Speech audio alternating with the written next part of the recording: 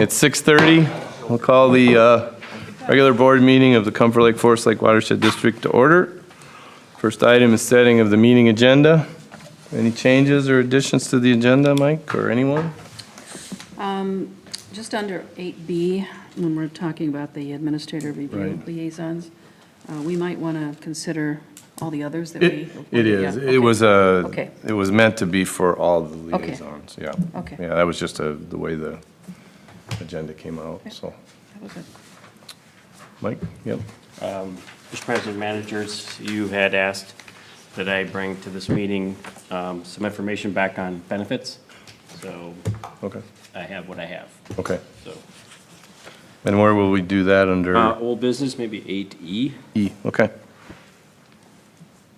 All right. Anything else?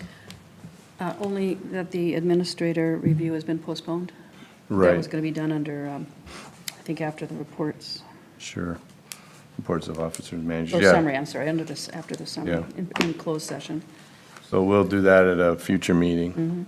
Yep. All right. I'll make a motion to approve the agenda with the changes discussed. A second. Motion's been made and seconded. Any other discussion? All those in favor say aye. Aye. Aye. Aye. Opposed? All right, we have an agenda. We have the consent agenda. I'll make a motion to approve the consent agenda. Oops. I did have one thing in the meeting minutes from April 18th, page 3. Excuse me. Mr. Chair? Oh, yes. I'm sorry, Manager Mo, can we just have a second Yeah, we need a second, on the motion? just so then we can start the discussion. Then we What are can we discuss seconding? this. We just need a second for the consent Okay, I agenda. thought that had to be I'll put second. in. Yep, okay, no, go ahead. All right. On the April 18th meeting,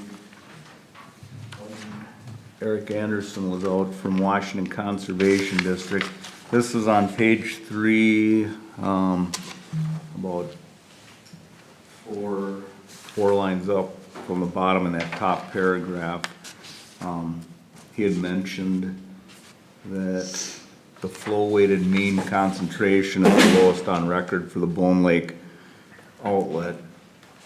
And, well, technically, that's not true because I've taken some samples and brought them into the lab at work and they've been lower, but I think there's gotta be a note in there that the monitoring at the outlet in previous years, Eric Anderson has taken the in-lake samples that our volunteers have done, and so that changes. Okay. I think, we talked about it at the meeting, they'd have to go back probably to the tape and get exactly, but, there should be a note that the monitoring process has changed in the last couple of years. Okay, Because those years that I had gotten some really low readings, it still showed on our monitoring data that it was like the in-lake samples were 30, but, okay. so. Well, let's pull this item out of the consent agenda then and have it revised and bring back at a future meeting to get approved. Is that okay, Mike? That's fine. Okay. Okay. Rather than try to edit it here tonight, so. All right. So items A, C, and D are left in the consent agenda, so, I'll make that my revised motion. okay. A second. All right, motion's been made and seconded. Any other discussion? All right, all those in favor say aye. Aye. All opposed? All right, motion carries. All right, public open forum. Anyone want to address the, no public tonight, Jerry? All right. All right, Citizens Advisory Committee update. Mr. President, managers. So there were two main topics of discussion at the last CAC meeting. The first one, you'll see that there was an additional memo included in the packet, and that was because the CAC did go through and give some initial comments on the watershed management plan update. And then the second item that was discussed is that the CAC is really interested in drafting up a more detailed framework regarding their roles and responsibilities, what they expect of CAC members, what they can and can't do, what's the method to getting to some of the events that they want to see planned, that sort of thing. So the CAC plans to use the June meeting as kind of a brainstorming session and draft up an initial framework to bring to the board for initial comments and feedback, that sort of thing. And that's all I have. Any questions for Jessica or Jerry? About that report? All right. Thank you, and thanks for the comments for the watershed management plan update. Yeah, I thought those were very well done. Yeah. Some good thought went into that. All right. Next item is the aquatic invasive species update. Who wants to do it? Mr. President, we have Garrett Miller here, our new AIS coordinator, so to speak, All right. but All right, yeah, hello. Hi, Eric. Couple updates. Lake Management Incorporated completed an endothall herbicide application for curly leaf pondweed on May 20th, Monday of this week, on Moody, Shields, Forest, and Bone Lake. Just received confirmation on that. 7.81 acres was treated on Moody, 3.88 acres was treated on Bone, 3.1 acres was treated on Shields, and 99.12 acres was treated on Forest. Next update, watercraft inspection program. We have currently hired 4 watercraft inspectors for the season, all of which have completed the level 1 watercraft inspection training as of May 17th and 18th. Tomorrow, May 24th, we will be hosting a watercraft inspector orientation with the new, newly hired inspectors.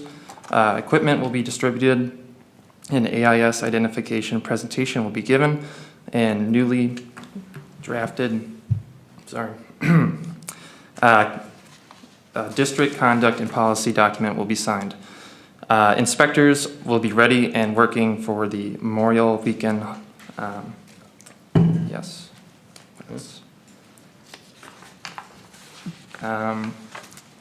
Carp removal in Shields Lake. Staff has been in communication with Carp Solutions, the Minnesota DNR, and Jeff Reederman, the local commercial fisherman, about a carp removal for this summer.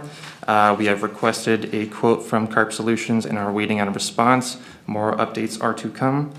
And lastly, communication with Blue Water Science. The next step after CLP treatment is for Blue Water Science to conduct an assessment of the herbicide application. We have requested for a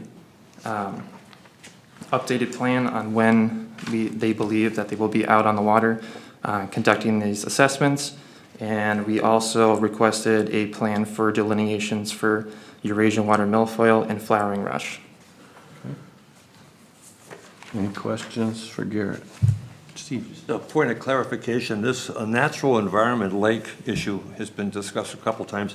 How is a natural environment lake defined? Mike, do you know? Does it just have to have a public launch? No, no. no, I used to have it off the top of my head, but it deals with how densely developed it was at the designation or could be without becoming impaired. So some of the shallower lakes, the more sensitive lakes are natural environment lakes. Also the lakes that were completely not developed at all by the time that they started designating, some of those are also natural environment. And I'll let Mike step in with. No, I don't have the specific definition, but yeah, my understanding is that they, It's more than just having a launch then, basically. Yes. Not having a Yeah. launch, I mean. Yeah, it doesn't Okay. necessarily have anything at all to do with that. Second question I had is concerning Shields Lake, and did I hear you say that there's 3.8 acres treated? On Shields Lake, 3.1 acres. 3.1. And how many acres is that lake? Do we know? it's like about 30-some. So, and it's pretty rife with curly leaf, right? So that probably was treated, everything outside the 150-foot line was treated then? Or do we know? I guess my concern is that if we don't really control the curly leaf and it just comes back, we're gonna have an issue again. So I thought the goal was to try to really knock it way back, so when we do the alum treatment, and it won't come back as fast and so forth. Right, but I mean, well, There are definitely other, just like Moody Lake, there are other dense populations of native plants that will come in besides curlyleaf. So Okay. this is just strictly based on Steve McComas's, pre-assessment of the conditions, and we treated, I mean, his recommendation was based on his normal protocol for the entire lake. So he delineated all the spots that we know of. There weren't, it wasn't limited to just outside the 150-foot boundary, it was. Correct. Okay, it was the Right, and lake. just like Moody, if it was within, then we would have reached out and obtained permission from the landowners. Sure, okay. So that's less than 10% of the lake though, basically, around 10%. So, Mr. Chair, can I add? Yes. I just pulled up the definition of natural recreational and general development lakes. It's really easy to find on the DNR website. Two of the other defining characteristics are that they're less than 15 feet deep. They're more like a wetland, therefore easier to impact. And they're usually less than 150 acres. okay, thank you. Any other questions on the Yeah, I have just a couple of points maybe to make. I thought somebody said something, okay. One thing I noticed is on the phosphorus charts, we don't have a starting point for those. Where did we start? And I thought we had those in the past, so that anybody looking at these could see where we started, years ago, and then what our progress has been, which would be the most recent 5-year average, and then what our goals are. Those are showing, but not the start point from the beginning, the beginning monitoring that we did. So I would just recommend that we add that to all of those charts. And again, we're telling the story of what our projects and programs have been doing. On the Bone Lake rough fish management paragraph, I'd like to see a reference in there to the carp study that we received a number of months ago, just recently. It had some very interesting statistics, so anyone looking at this should be directed to that report on our website. It actually shows the decreasing numbers of carp in Bone Lake. And again, that's because of the berries that we put in and the monitoring and work that we've been doing over the years. So we could just add that as a link here in the Just as a report, link. right? Yeah. Add as a link or a footnote. Just like the, yep, Yep. perfect. And then on the Lake Keewatin narrative, under purple loosestrife, there's a possibility of doing biocontrol with insects, and I'm just curious if we've looked at other treatments, if we're not going to be doing that. That seemed to be not it says may be collected and released, but there's other ways to treat purple loosestrife, so we want to keep that in check and not have it spread. That lake doesn't have anything else going on except purple loosestrife, so we should make sure that we get rid of what it does have. And then I just wanted to, I made a note, I understand the difference between all these classifications of lakes, but I didn't realize that Lake Keewatin was a recreational development lake. I thought that was a natural lake as well, but it apparently isn't. I just want to make sure we've got that classification correct.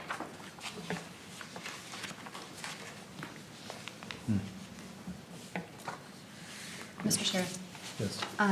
I do still have the definition pulled up. So it would be greater than 15 feet deep, between 60 and 225 acres, and about 3 to 25 dwellings per mile of shoreline. Or For the recreational one I development. just said, okay, For Keewatin. okay. Well, just double check. They barely have any motorboats on that lake, Right. so that might just be the Yes. residents doing that. Like- I mean, they have pontoons, but no high wake. Right. That's correct, Mr. Chair. Or Mr. President, managers, Washington County, there's actually an ordinance for Lake Keewatin. No boats speeds over 15 miles per hour. So that's Special ordinance? correct, and I Okay. think that was Okay. brought forth by residents at some number of years ago. So it's an ordinance that controls it, not the definition of the lake, okay. I get it. Locally, correct. All right. Moody Lake, I will note, is much deeper than the 15 feet described. It's almost like 47 or 48 feet in the center. So, It doesn't fit all the definition of a. right, or at the time of the classification, they may not have known the Right. depth. Sure. I know, just because of the Right. biology around the, sort of the ecosystem would suggest that it's shallower. Of course, the littoral area is, and we have those floating bogs and things that Right. it might appear to be shallow across the whole lake. So these classifications were probably done many, many years ago, right? I mean, this is not recent, this is a long time back, so, okay. All right, anything else on the AIS update? All right, thank you, Garrett. Thanks, everyone, all right. Let's move on to the new business. We have the permit for 18-017 for Third Lake Estates. Mr. President, managers, I'll note that the applicant's agent is here. Hello? Right, Mr. President, managers, we have brought forward a revised engineer's report for the Third Lake Estates permit application. Mainly this was brought about by a slight change in the stormwater treatment on site. Do you have something to say? Speak into the microphone. Oh, I'm sitting right in between. Thank you. Sorry. All right, so the revised permit application is being brought back. We have some slight revisions to the stormwater treatment for the site. So just to have everyone recall, and for those who weren't at the July regular board meeting where the application was first reviewed and had conditional approval by the board. This is 2018, July of 2018, excuse me. So this is on the north side of Forest Lake. 224th Street North is along the bottom of the plans that you're looking at. And that goes along the southern portion of the site. There's an existing single-family home on the southeast corner of the site, and basically it's being developed into 10 additional houses. So there's a wetland complex to the north of the site, shown in the green shading. And the plan set has remained the same in terms of where the driveway is located, the 10 homes. There's an biofiltration basin treating the majority of the new development, new impervious surface on the site in the northeast corner. There's a 50-foot wetland buffer that will be recorded for the site that was in the existing plan set in July. So the addition is on the west side of the project location. Originally proposed, there was a shallower filtration basin in the northwest corner, which was connected to another basin in the southwest corner by a pipe. So the proposed change is just to keep actually that entire location. There's an existing drainage and utility easement that's shown by the linear purple line that follows that existing drainage and utility easement. So the applicant is proposing just to keep that recorded as a tree preservation buffer. So simpler, provides, it meets the district rules. We've reviewed the updated stormwater and H&H calculations. So our recommendation is still to approve the permit. There's a few remaining requirements left. There was a longer list in July, so the applicant has continued to make progress. So there's a few remaining in terms of recording the buffer protection instrument for the tree preservation and the wetland buffer with the county. There's still some financial assurance and engineer's estimate for the stormwater facilities. We've had some slight changes to the plan, so that makes sense that those are remaining. Okay. So where's that tree preservation line? Is that the hatched area on The tree preservation buffer is the hatched purple Okay. area. And then the pre-existing 50-foot wetland buffer is in the solid shaded purple. Yeah, I think this is nicer than that first one, if I Yeah. recall. I think- We had wetlands in several spots, as I recall. Couple of Or different ponds, Yeah, yeah, yeah. I think this is nicer. Looks more natural, too. Yeah, much more. Well, Okay. I will make a motion to approve the changes as presented. The proposed motion is presented on the memo. I will second. Okay, motion's been made and seconded. Any other discussion on the motion? All those, Chuck, yes. Mr. Chair, just to note for the benefit of the agent who's present, that the motion would both approve the present permit conditionally and rescind Right. the permit action that was taken last year. Right, so it'd be a new permit, basically, at this point. Okay, so motion's been made and seconded. Any other discussion? All those in favor say aye. Aye. Opposed? All right, we have a permit. Thank you. Thank you. All right. Next, we have the 2018, or 2020 budget schedule. When does this come? Is that before or after? That's the one, that's it. Yeah, Yep, this is for, 5B. yeah, that's not for a second. All right. Mr. President and managers, as outlined in the memo, we're just proposing here with the attachment, a Gantt chart for the budget process. Look somewhat familiar, but regarding the board meetings, we're not necessarily, at least this time, proposing any special meetings, but just rather done within the normal schedule of board meetings. Okay.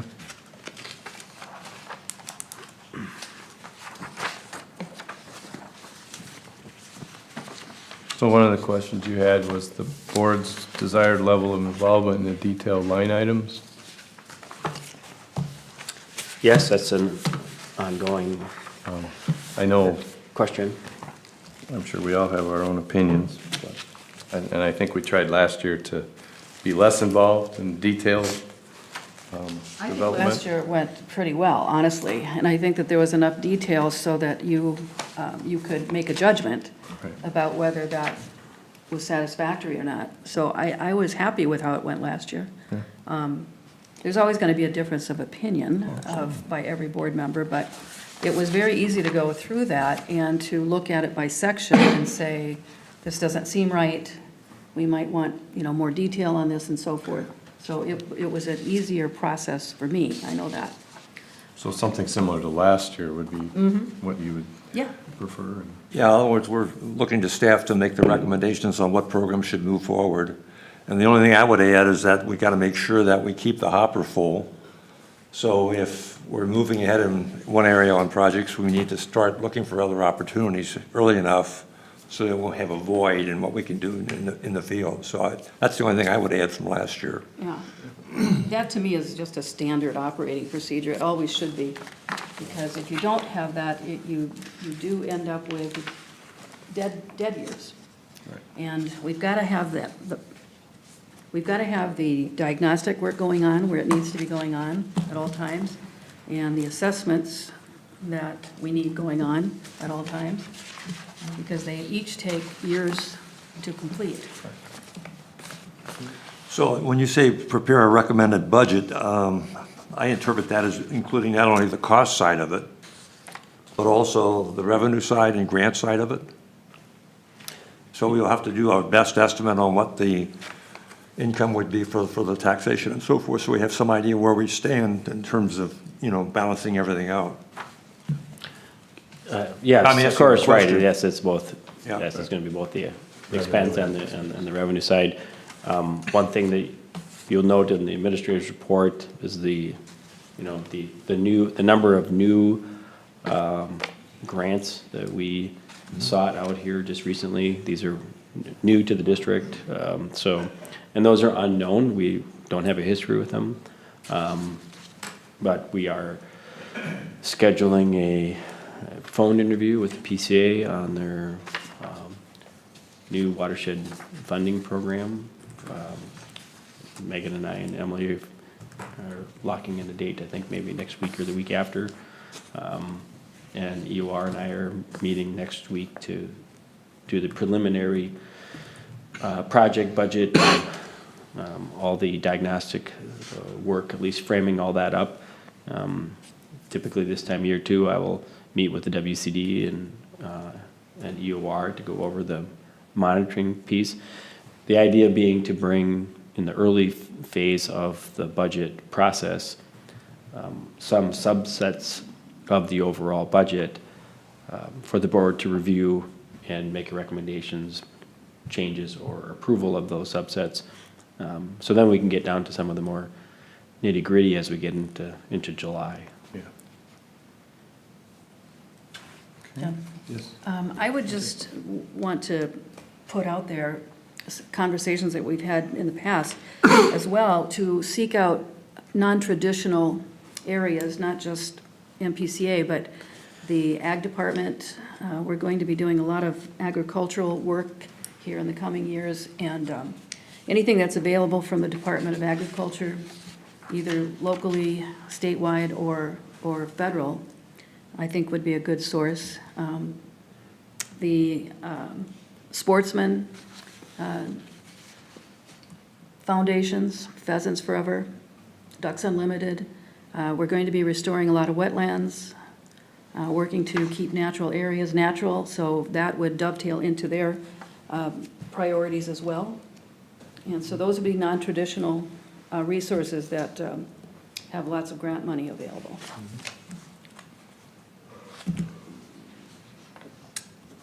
Okay. And then you're still looking to head toward the new budget software, so working on that, looks like. Well, we will at least evaluate it here in the next Right. month or so to make a recommendation if we want to include it in the budget for 2020. Okay. All right. Anything else on the budget we need to talk about tonight? Just a comment on the budget software. I think this is an important step. When you first brought it up, I said basically the same thing, but in reading this memo, there's a question about whether to do it this year. It's probably not appropriate for the budget cycle. However, after that's done in the fall, we could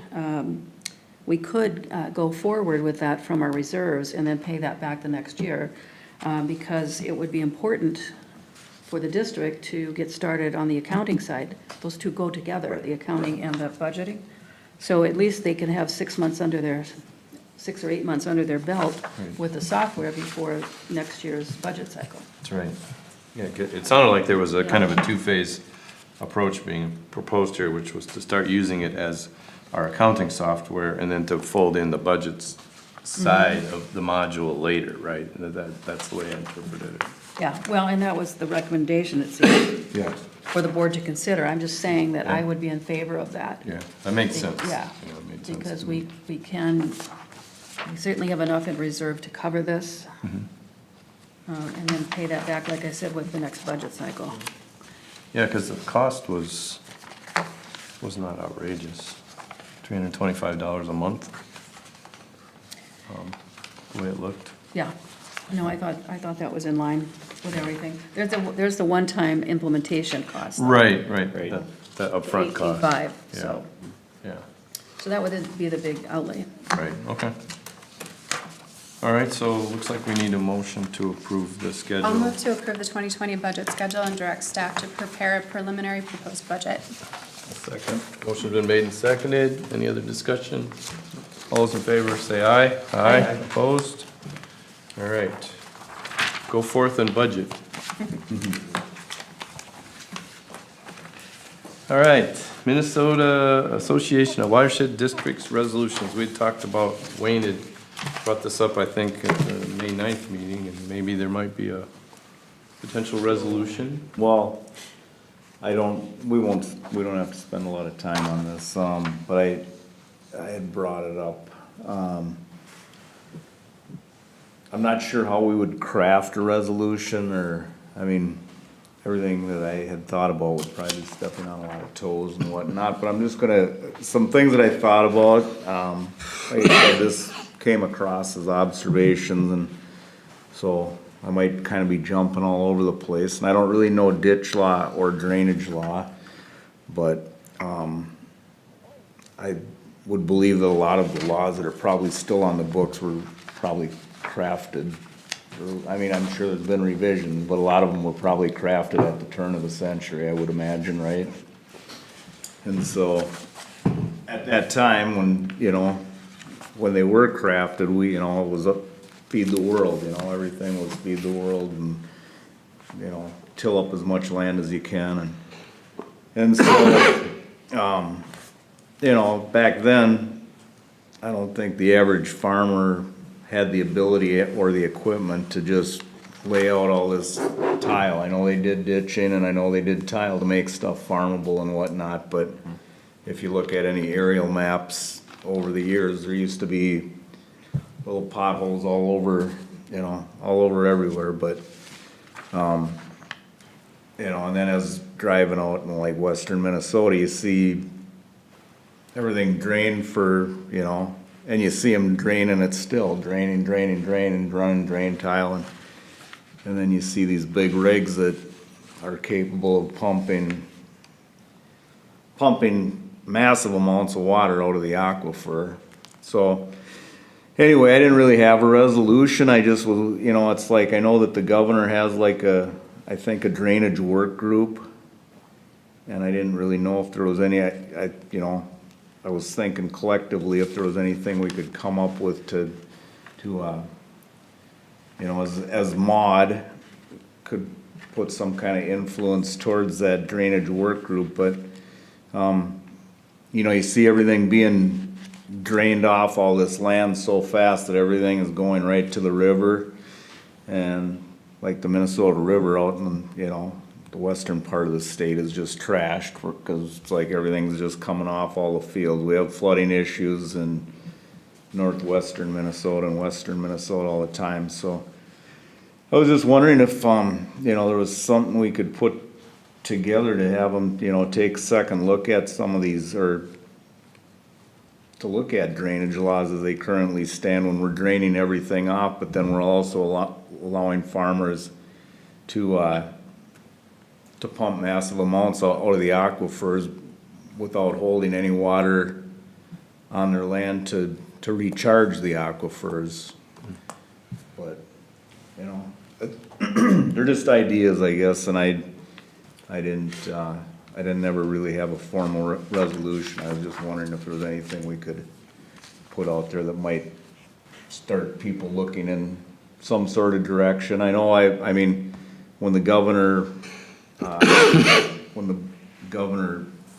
had these buffer strips along ditches and everything, people were outraged, and I mean, I thought it was great that somebody at least started a conversation about it, so. That's right, right. But, Mike?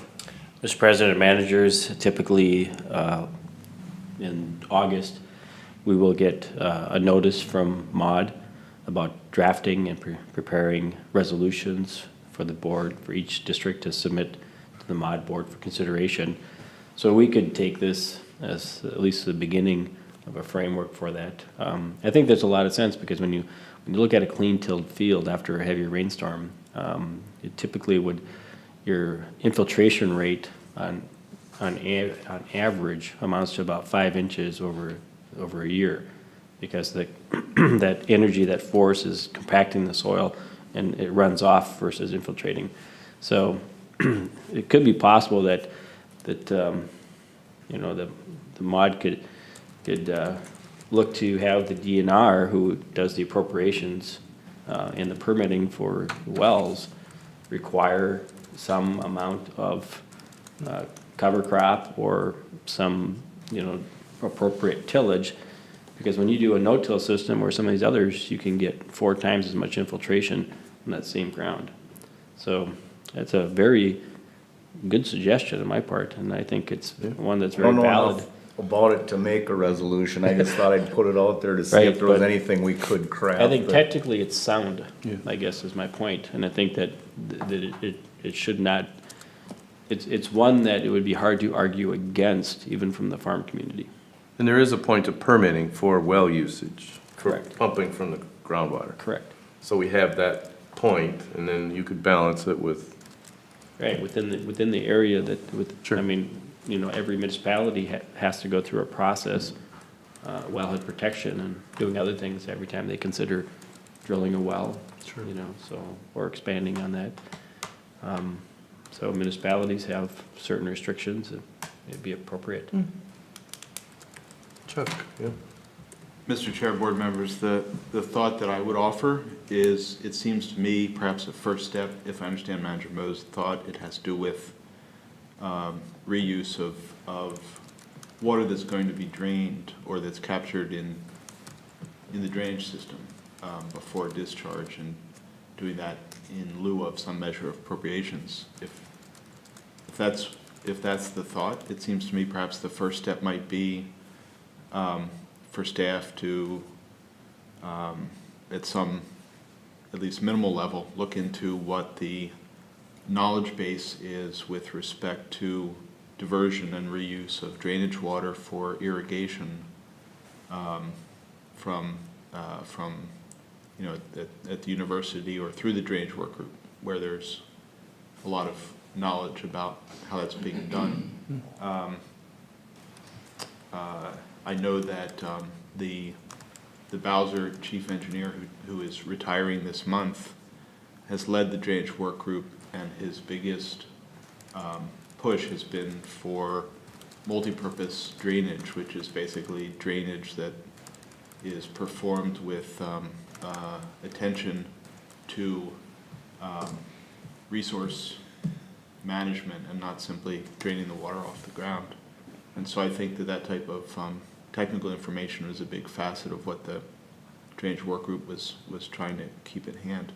If there's feasibility, if there are folks who are doing that, then I think that, as was suggested, the regulatory framework would be that the DNR regulates the appropriations for irrigation, and their rules do require that, you know, they look at the criterion of, are there alternatives?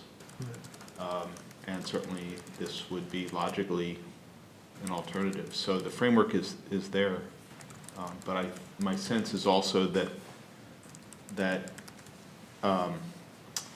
the process of moving public policy and then public law to alter the drainage laws in a way that create new types of mandates is extremely careful and politically sensitive and painstaking. So, you know, you'd sort of want to develop a technical basis and do a little bit of footwork, I think, first. Which Mod could help do and Bowser could help do, right? I mean, there are places along the way. I think that enlightened thought is there already, but the mechanisms, I think is what Manager Mo is talking about, is getting it done. It's one thing to talk about it, but it's another thing to get it done. And the drainage work group, I don't know how old it is, but it's not that old, and they are talking about elements of this concept, and is it the DNR or the MPCA that regulates the deep wells for irrigation? Is it the DNR? Okay. So getting all of those various agencies and components on board is I think the real trick. Yeah. But I think, I'll look into this drainage work group. I know MOD members are involved, MOD board members are involved on that. And try to bring more of that information forward. But we've got a few months, as we've been talking about, to get this formulated. The concept is good. Yeah. Sure. Give us time to do it, Wayne. Way to go. So do we need to add this to the board direction table to move it forward, or you want to wait to do that later on, to get some additional information? We should probably put something on the board direction thing, because it sounds like, Mike, you might have some ideas for beginning to shape this up, and Would we have to allow we're targeting. some time for staff to do some investigation or? Yeah, it sounds like we're gonna need to do something to try to get this ready by the August timeframe, so. And we'll do what we can by then, and maybe we put it forward and it gets bounced this year, but we keep working on it, right? I mean, at least we'll start to plant the seed. Yeah, I mean, you've seen lots of those resolutions, right? They're not all perfectly formed the first time they show up, I mean. So, it's okay to take a couple runs at it, I think, but probably not be too far off on the first one. Maybe we don't want to be laughed at, but. Oh, yeah. Well, if we do several iterations here, that'll help. Well, I just want to remind the board that one of our resolutions has been used as the guiding example of how to formulate a good resolution. It was the ag support, or the bill for the ag, the support for the ag bill. Chuck drafted after Manager Mo brought it Right. forward. So that was used at Metro Mod and at a mod workshop on how to craft good resolutions. We're halfway there. So we're halfway there. We got the right guy on board. As a result of that, we got a coupon for a free resolution. Yes, we did. Get out of jail free card or get into jail free card. All right, anything else on that one? All right, thanks, Wayne. All right, let's move on to old business. We've got the agricultural conservation planning framework resolution. Mr. President, managers, as requested at the last meeting, this is a addition to the previously approved item, and for the other two, I guess, Huck 8 drainage areas for the district, or Huck 12, excuse me. So, any questions? No? Anyone have any questions or concerns? You're asking us to authorize some more money, so someone want to make the motion? I will move to authorize the administrator on advice of council to enter into an agreement with EOR in accordance with the May 15th, 2019 scope of work in an amount not to exceed $4,016. A second. Motion been made and seconded. Any other discussion? All those in favor say aye. Aye. Opposed? All right.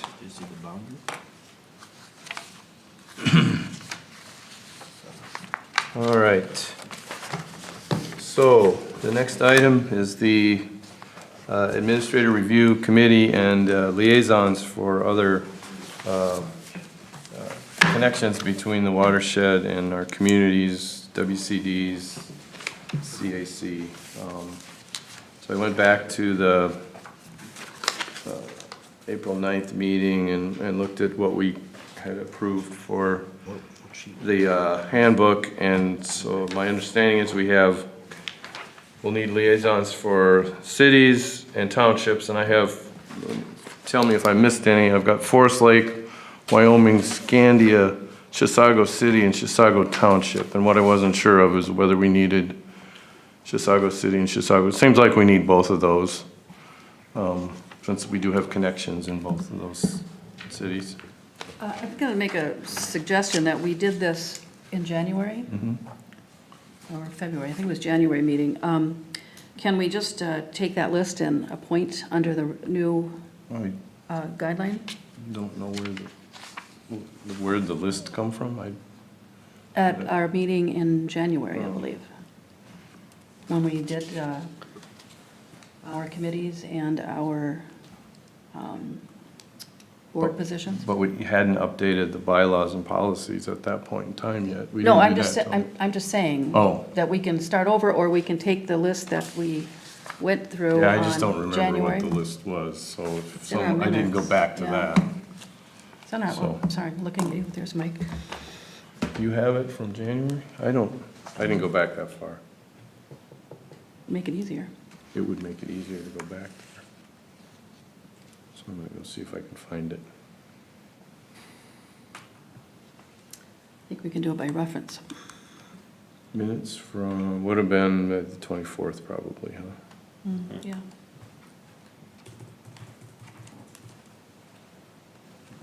Let's see what we can find.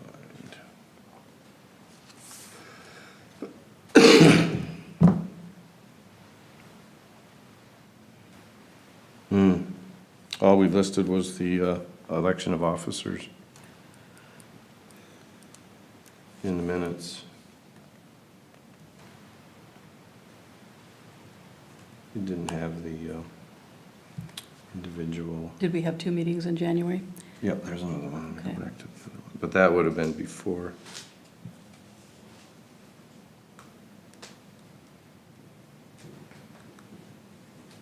Talked about the governance manual.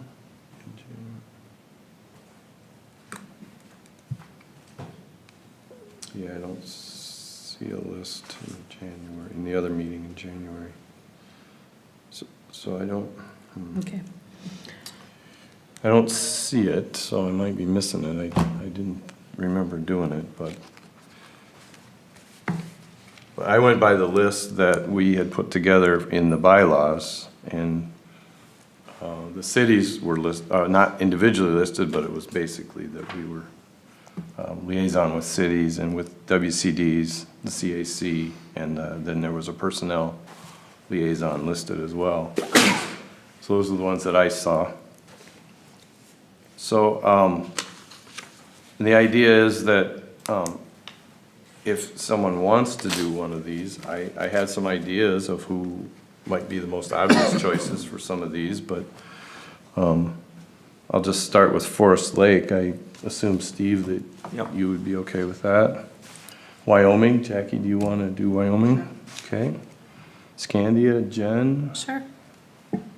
Chisago City, I can do that one, and Chisago Township, you wanna flip a coin for that one? Yeah, we'll split that one. How's that? Okay, Jackie and I will cover that one. WCD, for the Washington Conservation District, I assumed it was either Steve or Jen. I didn't know if one of you had a preference for the Washington Conservation I'll do District. Washington. Okay. And then Chisago SWCD, do you wanna do that one? Sure. Okay, Jackie will do that one. These are the 1 per quarter. Right, The just city. make a Yeah. connection and make sure they know who to get a hold of Yeah. if they need us.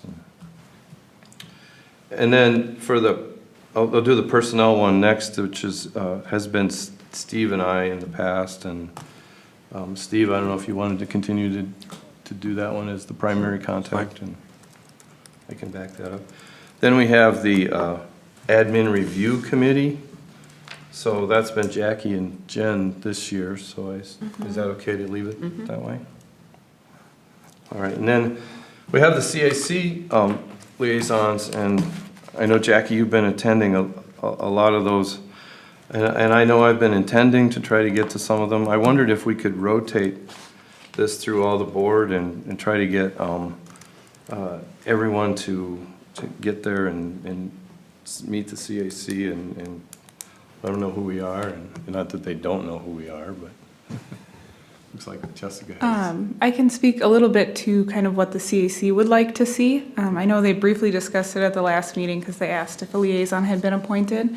It seems to me that there's a general consensus that having a board member present, maybe once a quarter would be great for them, not necessarily at every meeting, because since they only meet monthly, things don't tend to move super fast, so maybe once a quarter or twice a year, and managers could rotate, or it could be the same manager. That seems to be kind of the preference of where the CAC is at right now. Okay.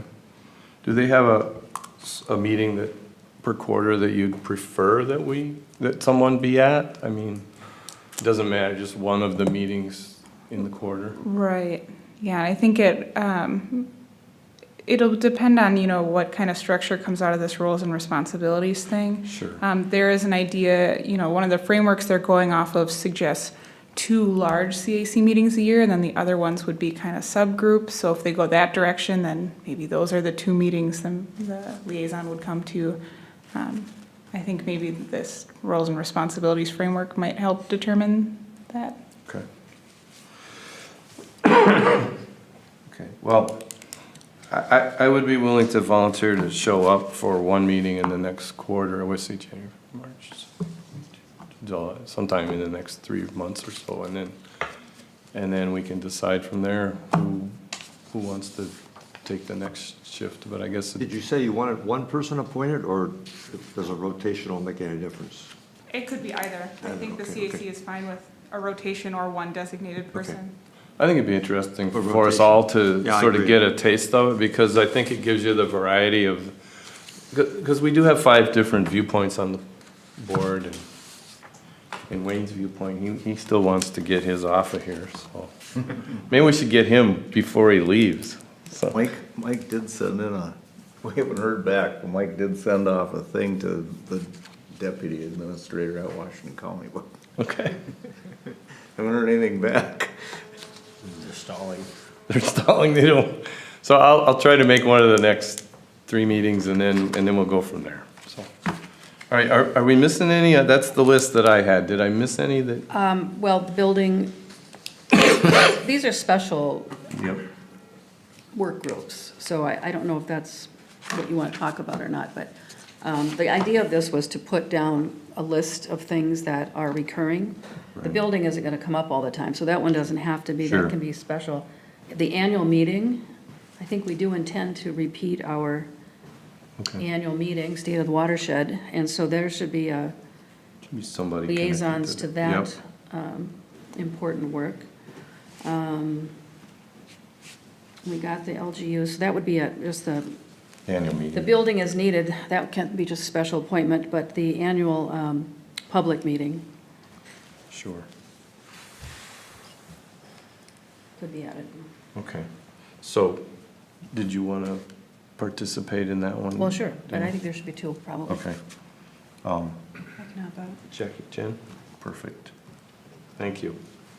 All right. Mr. Chair, Yes. just to clarify, has a decision been made that the CAC liaison will be a rotating liaison? Right. Thank you. On a quarterly basis. On a quarterly basis, yeah. Try to switch it off every quarter. And have that person try to make at least one of the meetings in the quarter. Depending on the need from the CAC as well. I mean, you're certainly always welcome to ask one of us to attend if you'd like.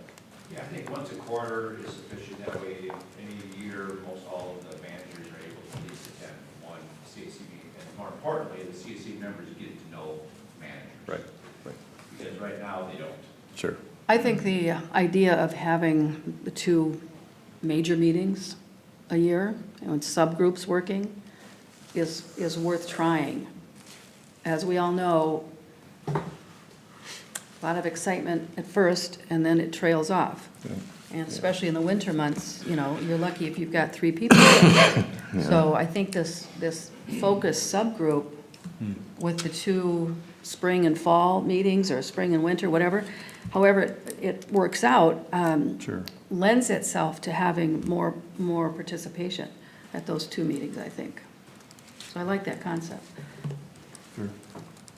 And that's part of what you're working on, right, is the roles and responsibilities and all that. So, yeah, you come back with what you decide, and we'll work with it. We'll figure out a way to support it, so. All right. Anything else on do we need a motion for that, or no? We just need to capture the list in the minutes. Okay. All right. Forest Lake Plant Harvester. We have a memo about the harvester and where we're at and where we're going. John, before we go to that, can we go back to this previous topic? The proposal from EOR, the map on the back. It's on the back side, so I didn't have it in front of me. I wanted to ask about why this is mapped out the way it is and not into our 4 groups, our 4 lake management districts. Is there a reason for it, or was it just more convenient this way? I believe that some of the tool sets are set to run at the Huck 12 units. Okay. So it's more efficient to run it on a Huck 12 than to cut our border. Sure. And it happens to cover 3. It comes very close. Correct. Well, they do run together. I mean, Yeah. there's no question about that. So we'll go a little out of the I was just curious. jurisdictional boundary. Yeah, I was but- just curious. Okay, Yeah. thank you. So Jackie, Yeah. while you went back to that area that's in brown, right above our boundary, Yep. that's our hydrologic boundary, actually, huh? The dash line is our hydrologic boundary, Well, actually, That's our political boundary. but it's also supposed to be the But- hydrologic, but right? yeah, Mike was just saying to me, that this area above that is not in anybody's Yeah, watershed, but it's not part of the ours. Sunrise? No. Oh, It's- but once it left Comfort Lake, it was, The Sunrise WMO is limited to Anoka County. oh, Doesn't come into. there's nothing in Chisago? No, so that it's not being, I mean, the reality is that, you know, the lid has its limits too, and then beyond that, you know, it's managed by the county, so, but. This is kind of a this is missing piece. So A little, a little so the bit. white dashed line is the current boundary for the current watershed configuration, correct? The political boundary. Yeah. Political boundaries. So it's not our watershed boundary. Well, they're very close. The JD6 area, you'll see, you know, that area was adjusted just a couple years ago based on Rice Creek and our field investigation. So, When you say political, are you meaning our local government units boundaries or the watershed district boundary? it's the boundary in which That is currently our boundary. currently our boundary and which parcels then that we manage 50% in, 50% out. Yeah. So 51% of a parcel drains into the district, and it's within the district. So it technically is hydrologic, but it's on parcel basis, not on a, Correct. It's, I mean, you know, the reality is that a lot of these cross in the middle of fields, so, Right. you know. Sure. But the ownership remains on a very rectangular basis. yeah, it creates a pixelated view of the, yeah.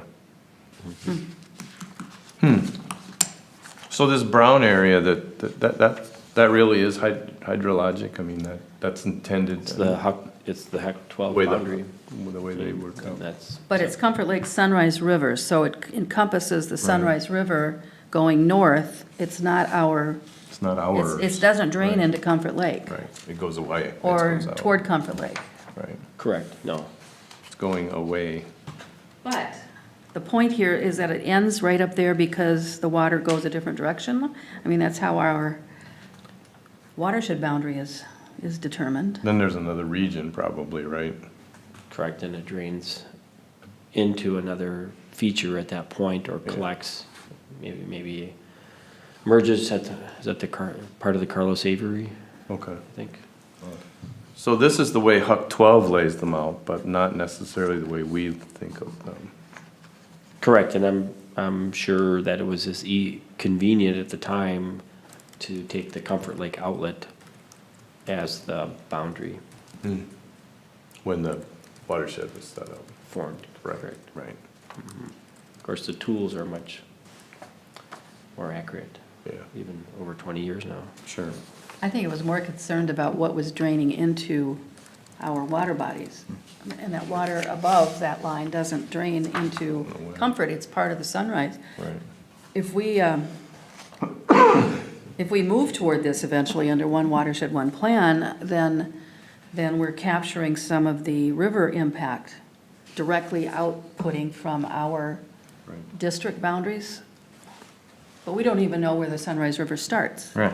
So we know that it meanders through our district, but we don't know We know several places. really where it could start. starts or where it terms. Has lots of starting places. Yes, it It does. starts in the clouds in the sky. Anyway, it was very interesting, and HUC 8 and HUC 12, what's the difference between those two? So I was actually just looking on the USGS website. HUC 8 is essentially what we would consider a major watershed Okay. in the state of Minnesota, so that's the lower St. Croix. Okay.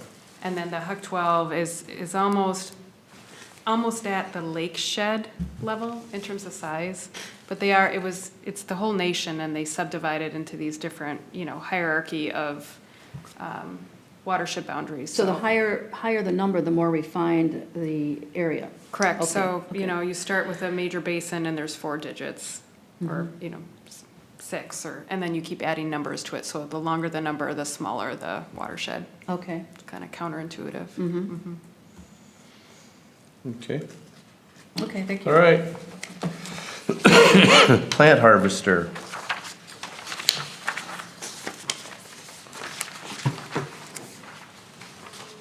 Mike? Managers, at a previous board meeting, there was interest in understanding the details of our collaboration with the City of Forest Lake and the Forest Lake Lake Association as it relates to the operation, the permitting and operation of the plant harvester on Forest Lake. So, staff reached out to DNR, specifically Emily on this one, and then pulled together as much appropriate information as we understood it, both from direct conversation and the actual guidelines that the DNR provides. So,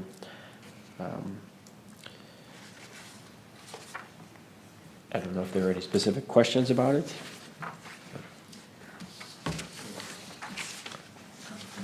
Yeah, I have, It clarified a lot of things. Yeah, it was a good summary.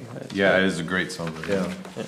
I have some questions on some of the topics here.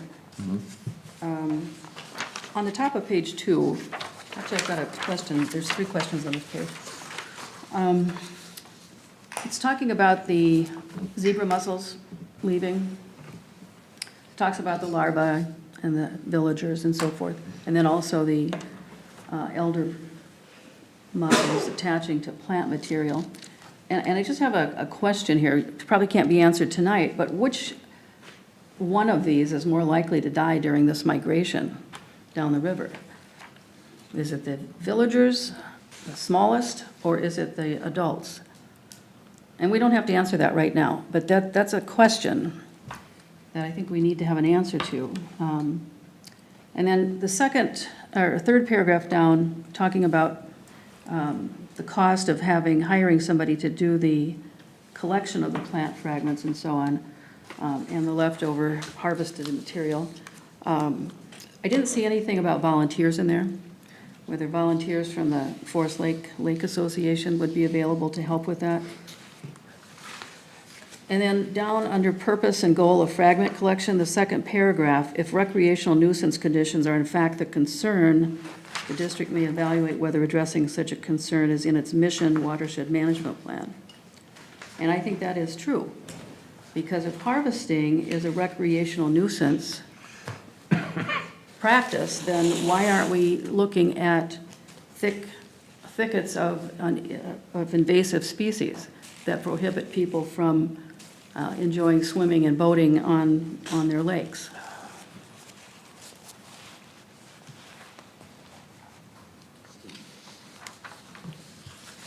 And I want to just point out again, at the conversation that we had at the last meeting, the discussion was never about capturing 100% of the material. But there is a stated practice. I didn't see anything in here where, other than the statement from the boating manual, where the actual reference in statute is, or if this is just a policy of the DNR. So I don't see that question answered. But certainly the DNR is clear that the removal of cut plant fragments or pulled plant fragments should be removed from the water to the best ability possible. So that means the most minimal amount that is reasonable and possible. But leaving a good share of it, 20% or higher, is not considered good practice. And the point here also is that when this came up before the board years ago, the board took a position that this wasn't something the district wanted to do, but if the Forest Lake Association or the City of Forest Lake wanted to do it, that we would provide whatever guidance we could provide to make sure it was done appropriately. So it came as a surprise to find out that the district actually was pulling the permit. And so that was a surprise. And our discussion was whether we should be doing that. And our decision years ago was that it's too indiscriminate. You're not just capturing the plants, materials that are considered the nuisance elements or the non-desirables, but you're also taking the native aquatic plants up as well. And so for that reason, the district decided not to be the forerunner on this type of practice. And I don't remember us discussing it to take a different position, so I'm not quite sure how the district became the permittee on this.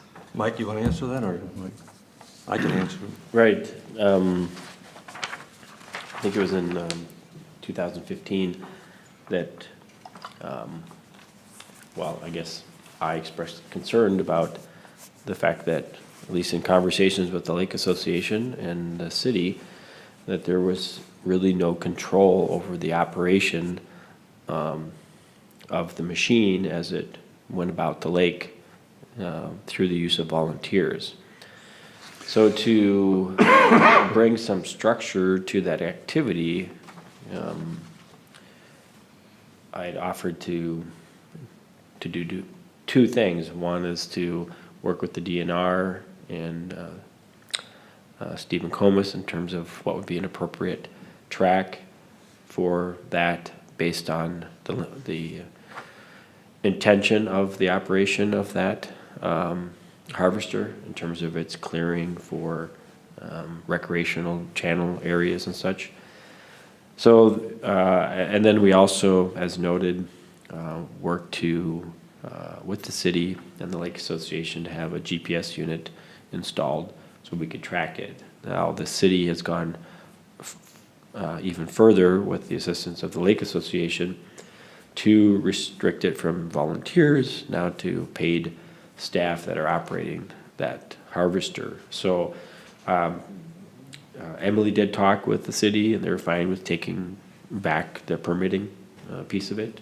So, and we could still provide our guidance in terms of the oversight of the tracking and, review at the end of the year, make sure it's in fact gone where it's supposed to have gone. And then also assure that the map that goes with the permit and the application is in the areas that we want to see based on prior years as well as the assessment. I think that's a perfectly acceptable way to handle it. To me, it's like the street sweeper situation. We worked with city, did all the heavy lifting, getting it to the point of the grant and so forth, and guidance on how often to do it and so forth. And I see this being the same thing, that there's a desire on the part of Forest Lake and Forest Lake Association to do this, but we can help them get the permit and do it properly and make sure that they're doing it in the most proper manner as far as the actual harvesting, and I think that's appropriate. Jerry? Yeah, just a couple comments on the discussion here. So I know Emily did talk with Dave Adams about that, whether the city would be interested in taking over the permit.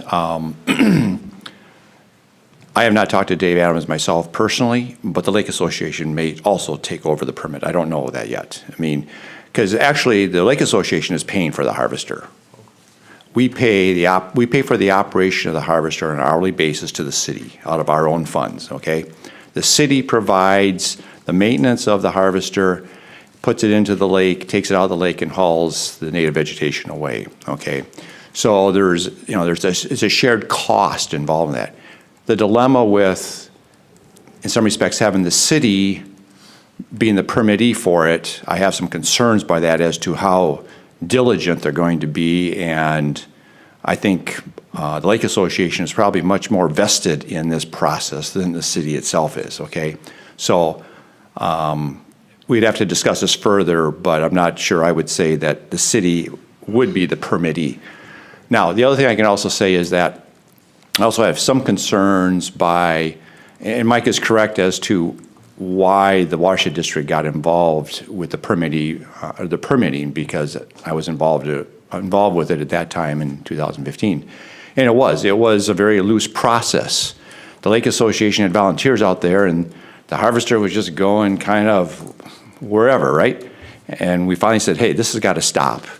And so we tried to put some controls on it. And, right now, the delineation that I did last year for the cutting, and I worked with Emily on, again, stayed out of any areas that was delineated as having AIS. So the harvester by GPS cannot go into those areas, which is what the DNR wants us to do also, of course. So from that standpoint, we have controlled a lot better what we're doing on the lake in the last couple of years than we ever did before, even 5 years, 10 years, or whenever. So it's been a kind of an osmosis process, and we do appreciate, the support we've had from the district relative to the permitting because of some of the data they have and being able to map things and stuff like that the city and or the Lake Association would probably struggle with trying to pull some of the maps from the AIS stuff and so forth and so on to do it the correct job. So I think at the end of the day, we all want to do the right thing.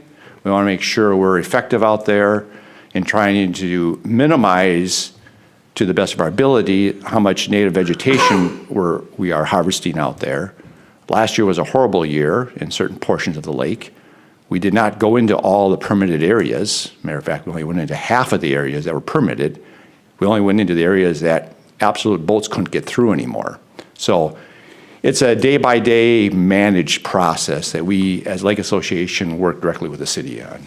So, Just a couple other comments too, and I think we talked about this the meeting before the meeting I was gone. We talked about this, and this is not a science.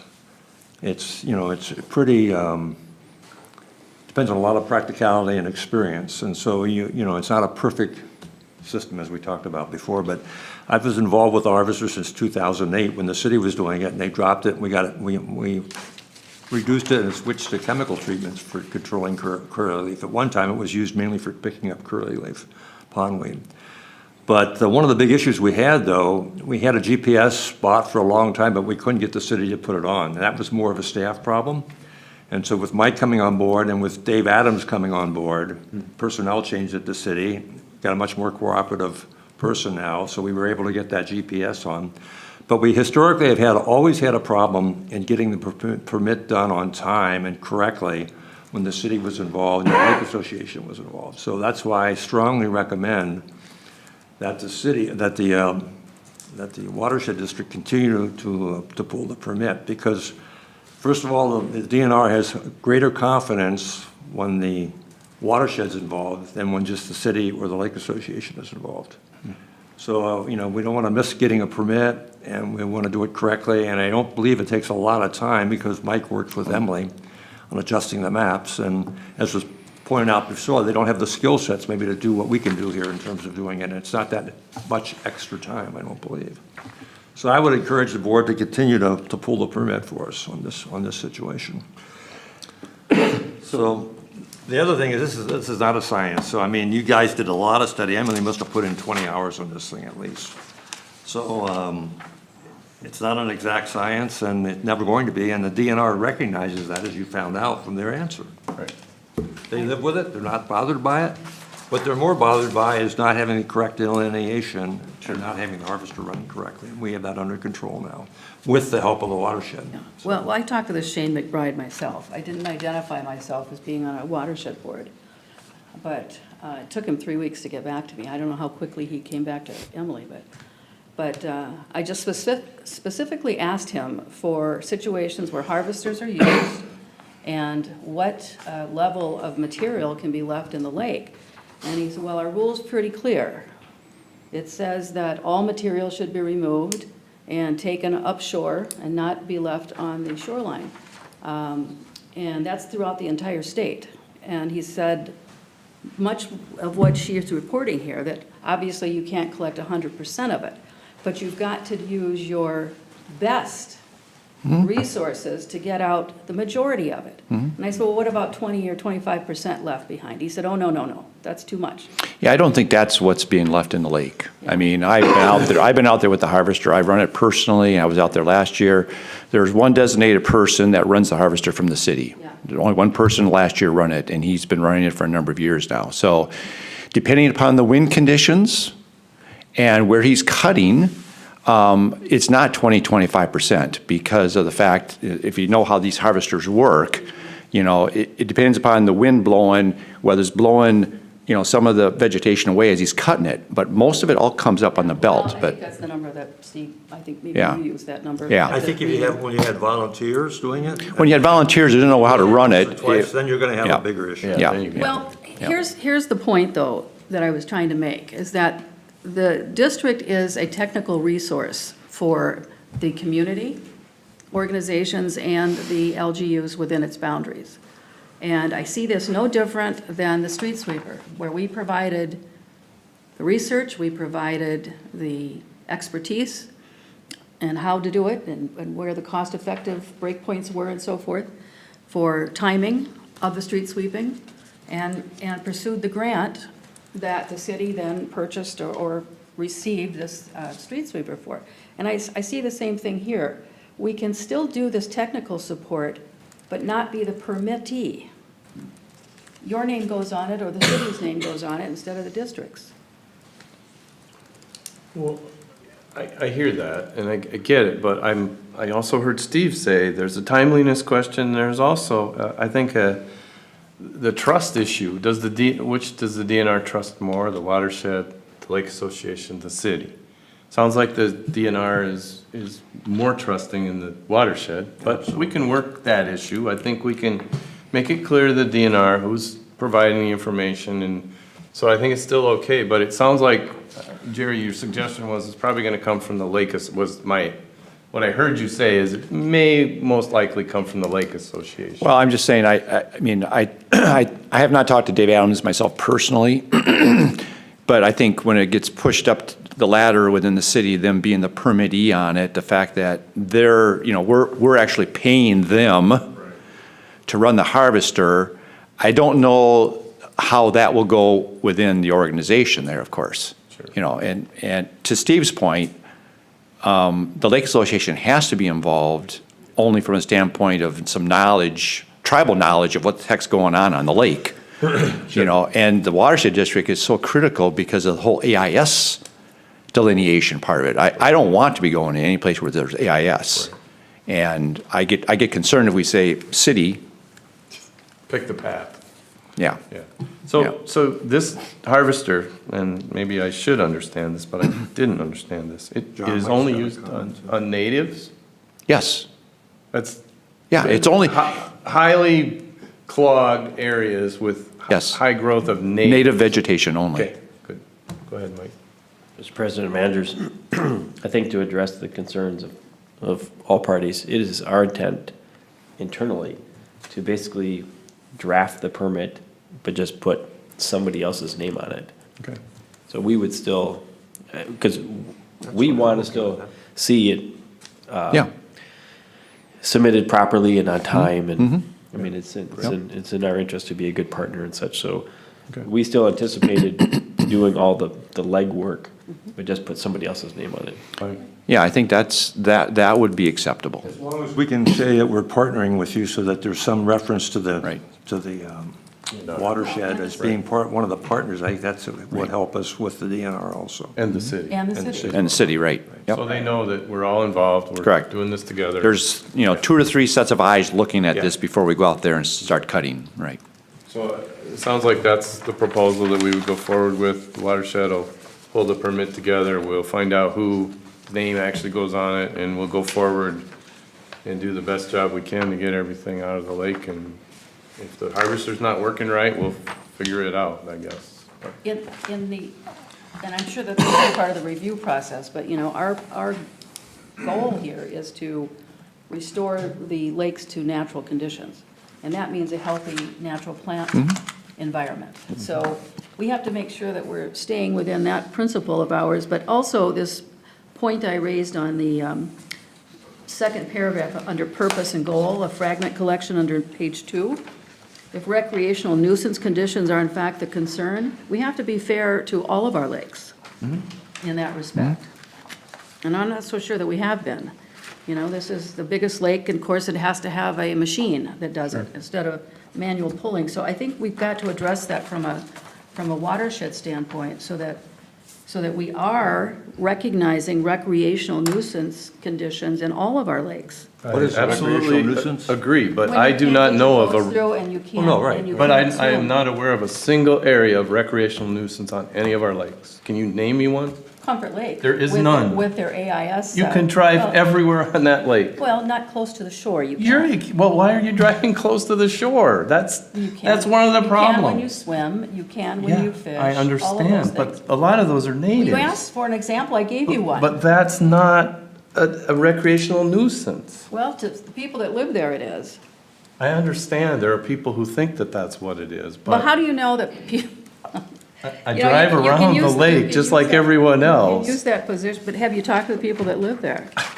I've talked to people who think that if there's a weed in the lake, it's a recreational nuisance. Yeah. I'm sorry. It's, Just one last point before we get off this topic. Again, this is an example of trying to pick up almost all the leftover cuttings is a Pareto analysis. It's an 80-20 rule.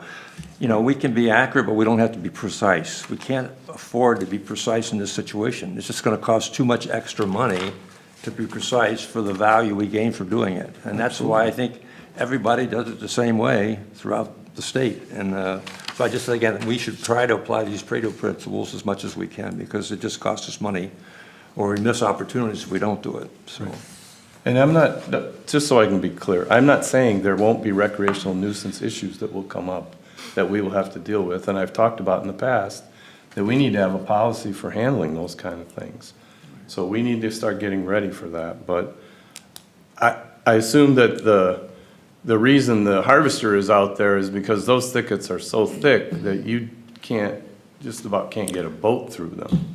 Yeah, there are portions in some of the bay areas where residents physically can't get their boats out Right. to open water because the native vegetation is so thick through there that they can't get anything. How many people complained at the annual meeting? Jackie wasn't able to make it, but that was a big issue. It was a half-hour discussion. Discussion. About And native Mike, vegetation and Jerry's been out forest. meeting with people with certain areas for next year to look at, so. Okay. So it's continually gotten worse on forest as water clarity improves. Guess what happens? Yep, it's gonna get worse, yeah. It's gonna get a lot worse. In any of our lakes, Yep. as water clears out. As we clear up the water, we're gonna have more weeds. And that's why we tried to tell them at the annual meeting, and they didn't want to hear it. Oh, I know they wouldn't wanna hear that. So- That's what happened on Bald Eagle, right? Absolutely did. Right, yes. Are you looking for an opinion from the city on who should be on the permit? Sounds like between Jerry and Dave, they'll figure it out. That makes sense? Mr. President? Yes, Mike. I'll just kindly remind the board that they are aquatic plants. Aquatic plant? Exactly, weeds. and not weeds. Exactly. Sorry, aquatic plants. Thank you. Heavy growth. All right. Now, on to the watershed-based funding update. Did we need a motion on that, or is that just a consensus action? I think this was just to bring back some information about how we're operating the harvester. Do we need a motion about the way we handle the permit? You think, Chuck? Mr. Chair, board members, you could take up a motion, or you could be satisfied that at this point, staff is going to go forward and figure out with the other partners exactly what seems to be the best framework, and then perhaps come back to you and tell you where things stand. Okay. Let's do that. Let's continue to work it out and then finalize it when we know what it's gonna be. With the district not being the permittee, though. That's the goal. That's the Right. goal. That's the goal, yep. We'll find the right person to be the person on the permit. And we'll talk more about this district-wide recreational nuisance issue. Yes, that still is an issue that needs to come forward, I agree. Yep. All right. Watershed-based funding update. So do you have any update for us on the things that are happening at Maud? and- Well, I passed out that information at the last Metro Mod. It starts with the Board of Water and Soil Resources, not this first document. I haven't seen this one. Okay. That wasn't part of it, but the second document and that third one, this one, with the flow chart, those were handed out at the Metro Mod, the last Metro Mod, and you all got that, I think, after the meeting. And I don't think there's this is a more detailed version, but there was another document that talked about, it was a 2-page document that talked about the outline of the Metro Mod, how that Metro Mod money was going to come in. It was going to be controlled by watersheds, but in our watershed, our Chisago County portion was not listed on that map, or was not reflected on the map. And they were going to be working to address that issue, so that Chisago County was part of our district and included in the formula for the disbursement of funds. And I think the only decision left was, how that money was actually going to flow in, if it was going to come into a lead district, or if it was going to come in through a LGU, and then the district would control it. So those were still up in the air, and I don't see that one's been addressed yet. But this is the current policy that you're aware of, the one that we have here, and this is the one they're continuing to work on. Yeah, this is sort of the framework, I think, of the outline for watershed-based funding. Is this dated, Mike? When did this draft, when was this dated? It's not dated, it just says. This, it came out, let's see.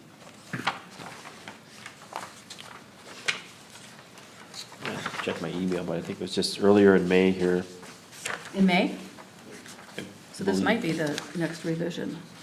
I haven't seen this one yet. Okay, this is new. Yeah.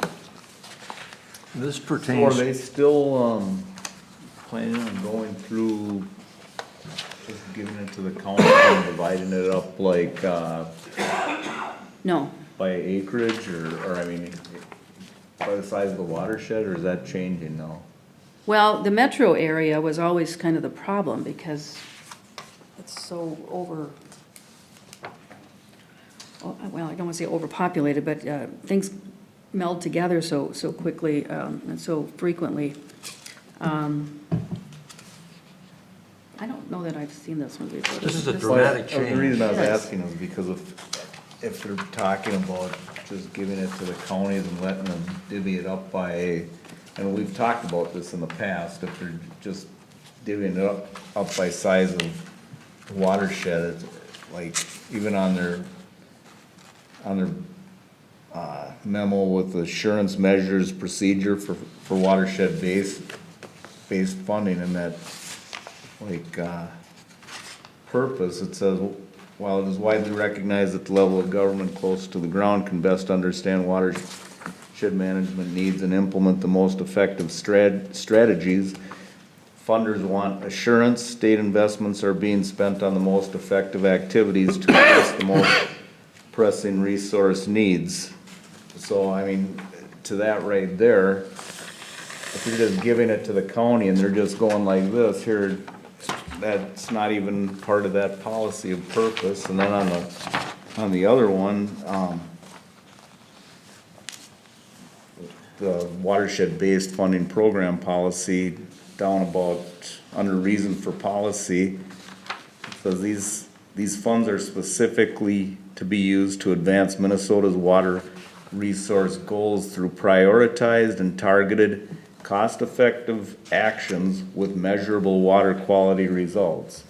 So, I mean, in both these memos, it doesn't really discuss the way that they've done it in the past by spreading it out that way.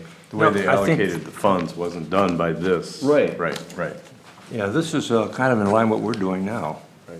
At least, Mike, have you read this in any detail?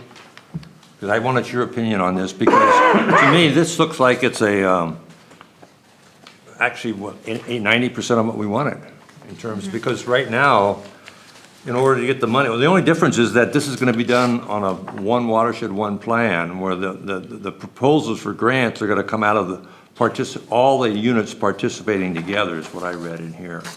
But everything else is gonna be the same. You're gonna have to do your diagnostic, you have to have your TMDL, you have to do your diagnostic studies, PTM is gonna be applied. And if you don't really follow these rules, you're gonna end up paying the grant back, even though you spent the money. Because there's some, but I don't know whether I'm interpreting this correctly or not. That's why I thought, Mike, you might want to make a comment on that, because it seems to me like it's falling in place that they're not gonna allocate. And the only question I have is, this is Clean Water Fund, watershed-based money? What else is there, and how big is this compared to the other sources we normally tap into? This is the one watershed, one plan-based funding, is what they're talking about.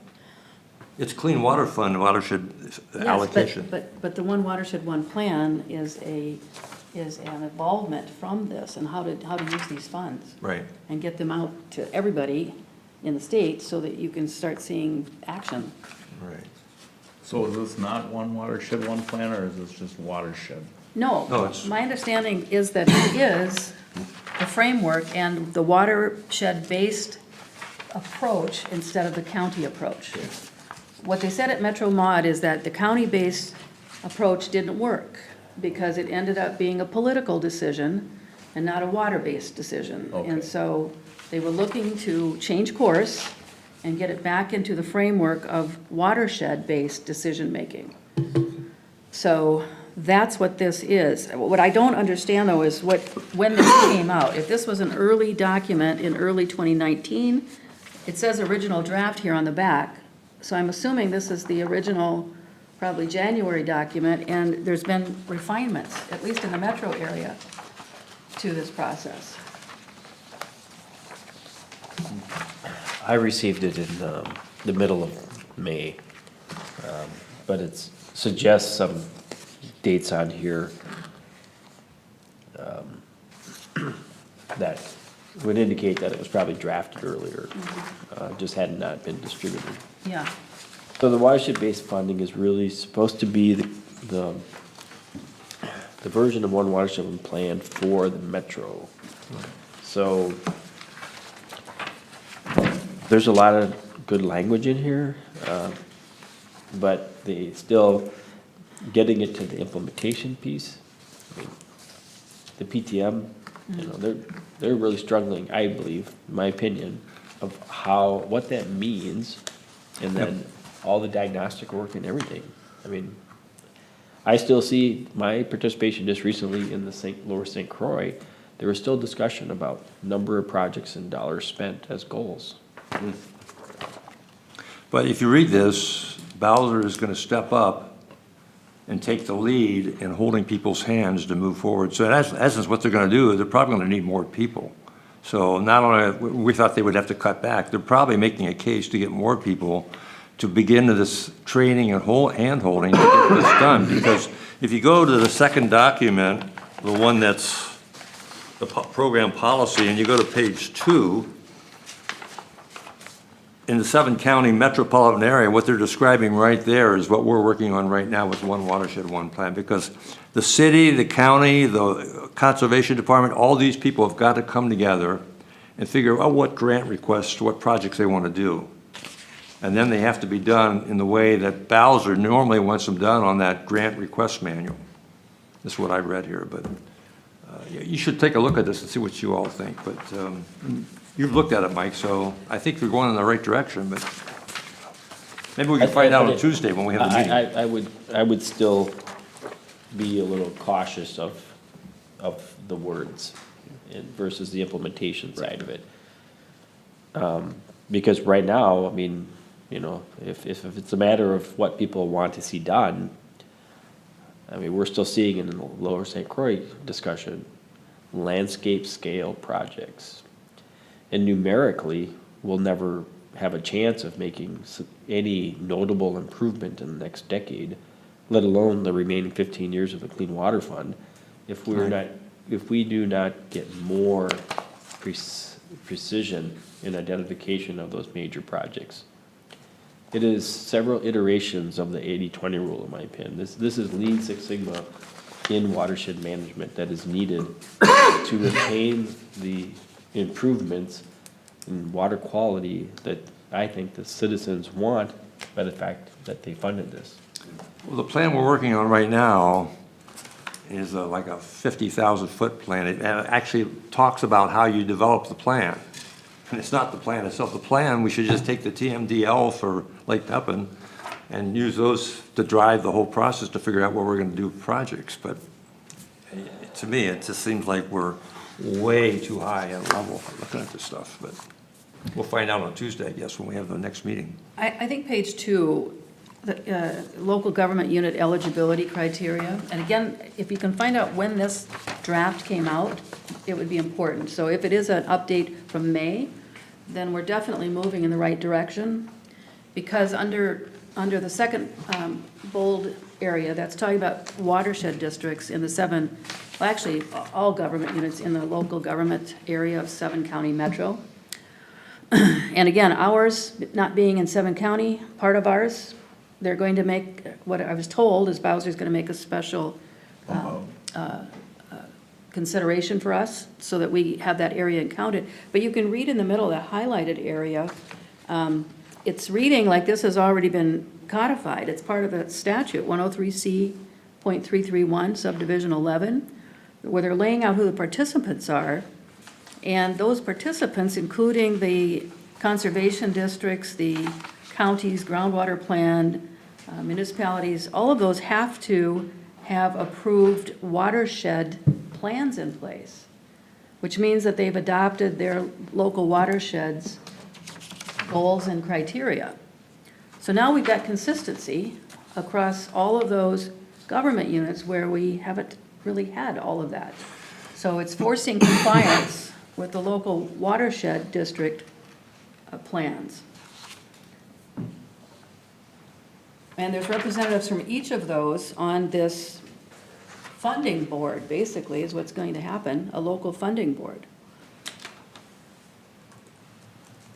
Bowser reserves the right for the executive director to determine if sufficient coordination exists to meet the goals of the program. So if the cities and counties and townships are not complying with the watershed plan in that area, they don't get any money. Well, I kind of interpret it a little bit differently. I interpreted that all these people have to come together to agree on what the priorities are to be for the One Watershed, One Plan. So one of the 6 projects we're gonna work on, and to justify that, we're gonna need $2.5 million for those 6 projects. And if they can't agree, then Bowser might step in. That's what I interpreted, but I don't know, we'll have to see. Are you going to the meeting on Tuesday? I hope I'm back from Illinois by then. Okay, well, I'm gonna be there, so. Well, I want to be I'll bring there. this up. I mean, I think these are critical meetings right now. And I was a little encouraged by the document that we received in preparation for this meeting, that they are using a tier system for the different areas, lakes, agricultural areas, and so on. So there's an attempt to prioritize into ABC levels. They made a mistake in ours where they have Big Comfort in the ag area as a priority. It should be Little Comfort. Because Big Comfort has 1 farm left, I think, in its drainage And area. it's going away, right? Well, Or at least- not yet, but it will, I'm sure. So I was encouraged by that, actually, that it's moving toward more of the style plans that we're used to. But again, language versus action. Yeah, I'll, Maud has a meeting at the summer tour in June, and so we'll be discussing this. Bowser will be there to discuss the latest revision of what they showed us last month. So I'll bring that back, Most recent obviously. stuff, Mhm. Yeah, yeah, We should know some more by then, maybe. yeah. Okay, anything else on that one?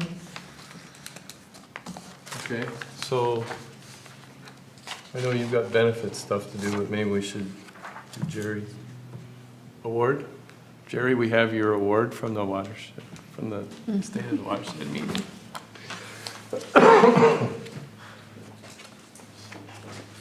Since Are you ready for another photo, Jerry?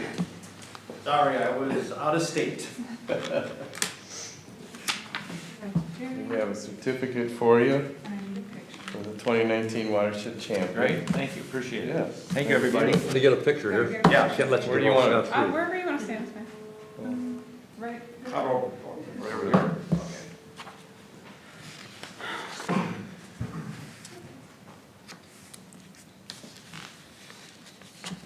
Okay. Thank you, guys. Thank you very much. Thank you, Jerry, for all the work. Thanks, Jerry. Yes, thank you. And there's your token of appreciation. Thank you. You're welcome, Jerry.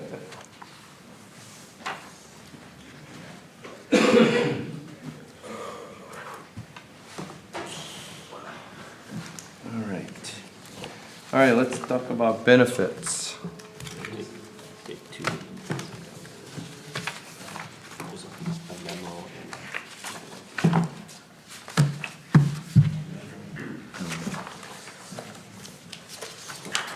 Mr. President, managers, just drafted a short memo along with a corresponding email. So there'll be, should be two pieces of paper, 2 pieces of paper. right? I see, yep. All right, there's one. Here's one. On May 21st, There should be 2 sheets, yeah, 2 Oh, I sheets for see, each of okay, us. so they're already collated, okay. and then. Okay, So on May 21st, the board asked, look into the matter of employees' ability to contribute pre-tax to their HSA if the district was to convert $1,000 of the current HSA contribution from a contribution to salary, and then with the ability for staff to, if they so choose, to continue to put that into their HSA account. So I did try to reach out to both our accountant and, sure, but you can just take a look at it. I'll just note, I did look up the IRS publication 969. That's the one that governs HSAs. And it clearly indicates on page 5, as noted, that both employees and employers can contribute to HSA accounts. So that would indicate certainly that's possible. And from my experience, that's accurate. So if the board was to direct, we could implement that change. The other matter was with regard to employer contributions for health insurance premiums. I've attached an email from our insurer, Northwest Partners, where they had conducted a survey of the watershed districts in the Twin Cities metro area. And as indicated, 80 to 85% of employer contribution is provided by those watershed districts for single employees. And so while there was general consensus on that matter, I would still need to communicate it by board direction to the district accountant. I did not have, I feel, enough information to provide guidance to the board on family coverage, but I think there is the intent for discussion as a part of the 2020 budget to incorporate that as a future benefit.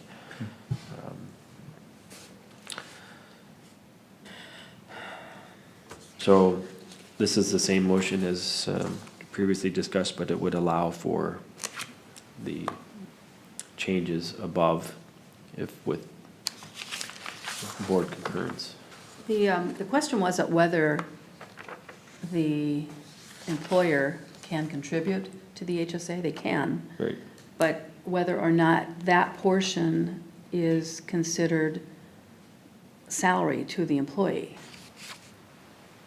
That was the real question. Because if the employee does it, it's pre-tax. If the employer does it directly, how is that employer tax handled? Or employee tax handled? Does the employer pick up the entirety of the tax? No, it goes in pre-tax even as an employer contribution. So there's no tax on the employer's contribution or the employee's contribution? But it's considered part of their salary No. then? Okay, well, that's the part that I was fuzzy on, and this doesn't address that. It doesn't say for sure, but I didn't read the whole page either. The accountants should know that. Yeah, they should. Clifton Larson Allen should know that. They obviously should. Yeah, so it's just a clarifying, so that you know how to handle it. You're not surprised at the back end. Right, right. You know up front. Yeah. So all you need from us is this motion that would allow you to make the changes that we talked about at the last meeting as far as the employee contribution and, Correct. okay. So does someone want to make the motion? Well, what is the, moves to add the following sentence on page 34, the administrator may offer an alternative healthcare benefits option to employees. And that means what? That would allow Mike to make this change to the match for the health insurance premium. Not paragraph 1. Yeah, it would also cover paragraph 1 as well. There, I mean, I guess to me, it would be,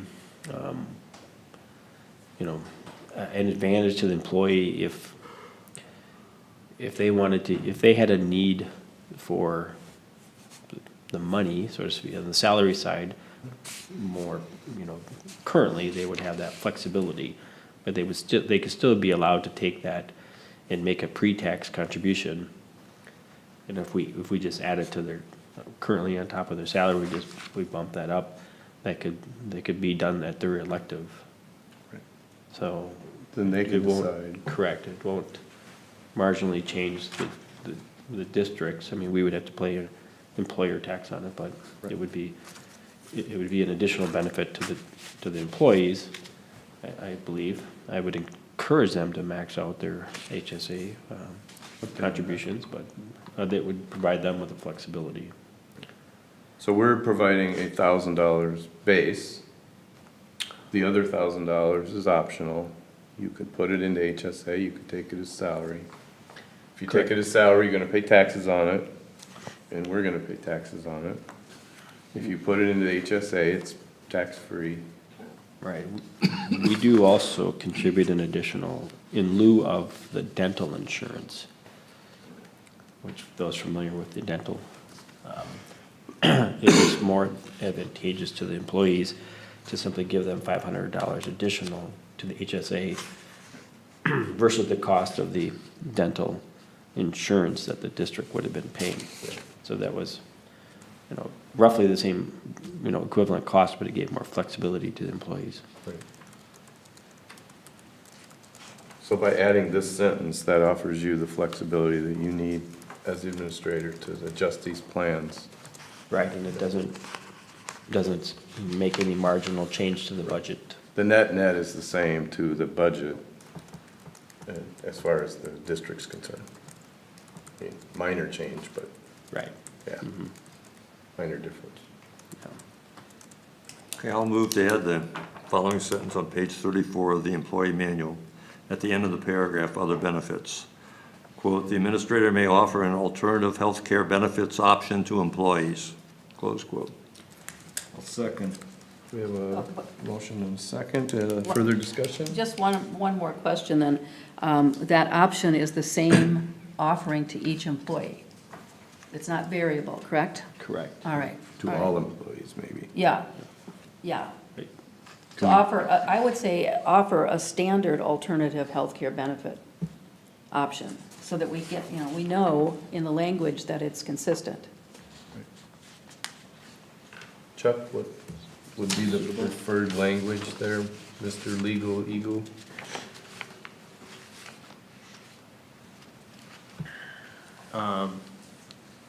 In one sense, I think it's implied because that is an element of its legal acceptability.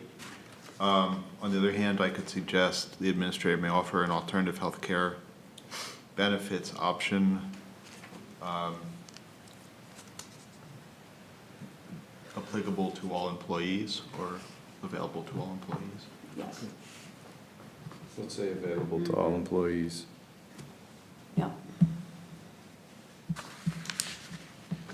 So, Okay, I'll amend my motion to include the word all in there, all right, Available to all, yeah. available to all. Yep. I'll second. All right, any other discussion on the motion? All those in favor say aye. Aye. Opposed? Motion carries. All right. Giving that back to Mike. Yep. All right, reports of staff. Mike?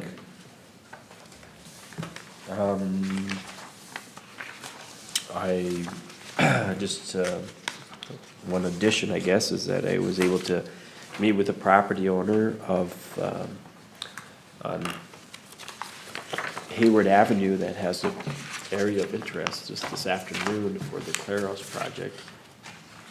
He was very interested in it, so it will grant us access to use of the channel. And actually grew up there. His parents had the farm, and so was very familiar with all the drainage, how things transitioned over the years. So I invited him to come to the office and to meet with Megan and I sometime and to draw all how things have changed or where they were. So that's really it was one of those good citizen interactions. Yes, he was very positive and very interested and excited and willingly will allow to sign an agreement for us to use that location. So yeah, I think there's going to be also some additional information on where some of the phosphorus sources may be coming from. I think he has an idea, and also he had an aerial photo of the farm, so it also gives an indication again of where some concentration may lie. So He has inside information. right, so All right. also just a reminder, thank you, Jessica, of we do have the summer tour coming up. Manager Anderson indicated her interest in participating, but if we have anyone else, we should really make the registration and the reservations fairly soon. Fairly soon. All right. I'm not certain yet, but my plan is to go, but I want to Well- confirm it. We can certainly make the hotel reservation, and it's 48-hour cancellation. Sure, let's do that for me, for sure, then. Just for the mod summer program? Yeah. I think I might be going now too. Oh, good. Oh, it's at, in the Red Wing, Red River? Yeah, it's in Yeah. Fargo. Fargo area, yeah. Are we, I should talk to Maud. I'll talk to Maud about whether or not they have buses. They've never done buses to ones that are this far out. So Oh, you- like so a you- bus from here. to- Yeah, so you're not driving up individual cars that far.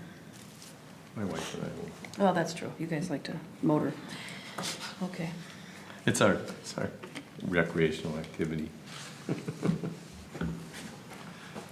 All right, anything else, Mike? You wanted to point out? I don't think so. So I had marked the tour. The other one is, just so people are thinking about it and starting to, I know staff's working on it, but I know we should probably be helping them, is the district tour plan looks like for Saturday, September 21st, coinciding with our 20th anniversary. So if you need anything from any of us, feel free to ask, and if we have any ideas for you, I'm sure we'll send them your way, but. So, thinking of some kind of an event around that then, Mike, or? Well, we had the tour last time, but I mean, we certainly could make it Jessica. a larger activity, even more than a day. I mean, we could, have a few minor things as well. Maybe, an event, like an open house at the office in addition, then one day and then a tour Yeah, on a different day. it might be good. Okay. Anyway, so just so people see that coming down the pike. Any other questions about Mike's report from anybody? Gonna have an open house that whole week, actually. Yeah. Because I think it's the 23rd, I think the date is the 23rd. This The is actual 21st, date. 22nd. Well, I think it Yeah. is. Yeah, I think you're It's the right. day before my birthday. Yeah. That's why I remember it. Yeah. It's almost a glorious day that the district was created. Almost coincided perfectly. Anyway, people could travel in, you know, and we could have special displays up and cookies or something going on all Yeah. week. That'll be one. Cool. All right. Anything else from Mike's report? All right, EOR, anything from Megan? Mr. President, managers, I would maybe just add, we've been out and about in the field, as Mike noted in his administrator's report as well for the Hayward JD6. So that's been good. We've had a lot of contact with the landowners, a lot of mailers have gone out. District staff has worked with that.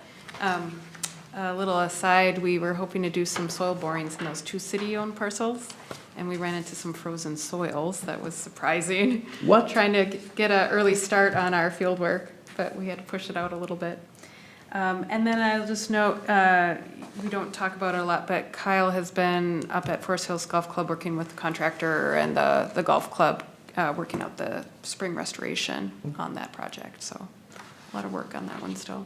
Good. I just have a question. What have you noticed about the high water this spring in our area? We haven't really talked about that too much, but as you're working out in the field and doing the permitting, checking and so forth, what's the general? You know, probably district staff has had more run-ins. Right, with I that. was, maybe it did remind me of one item I probably should bring to the board's attention, and that's in our Moody Lake Wetland Project site on the Matson Farm. He's been complaining about the high water on the farm and the ponds. So we've had EOR up there several times. We've been taking measurements, and I've had directed them to commence a technical report similar to the one we did at Third Lake Pond to address some of the concerns.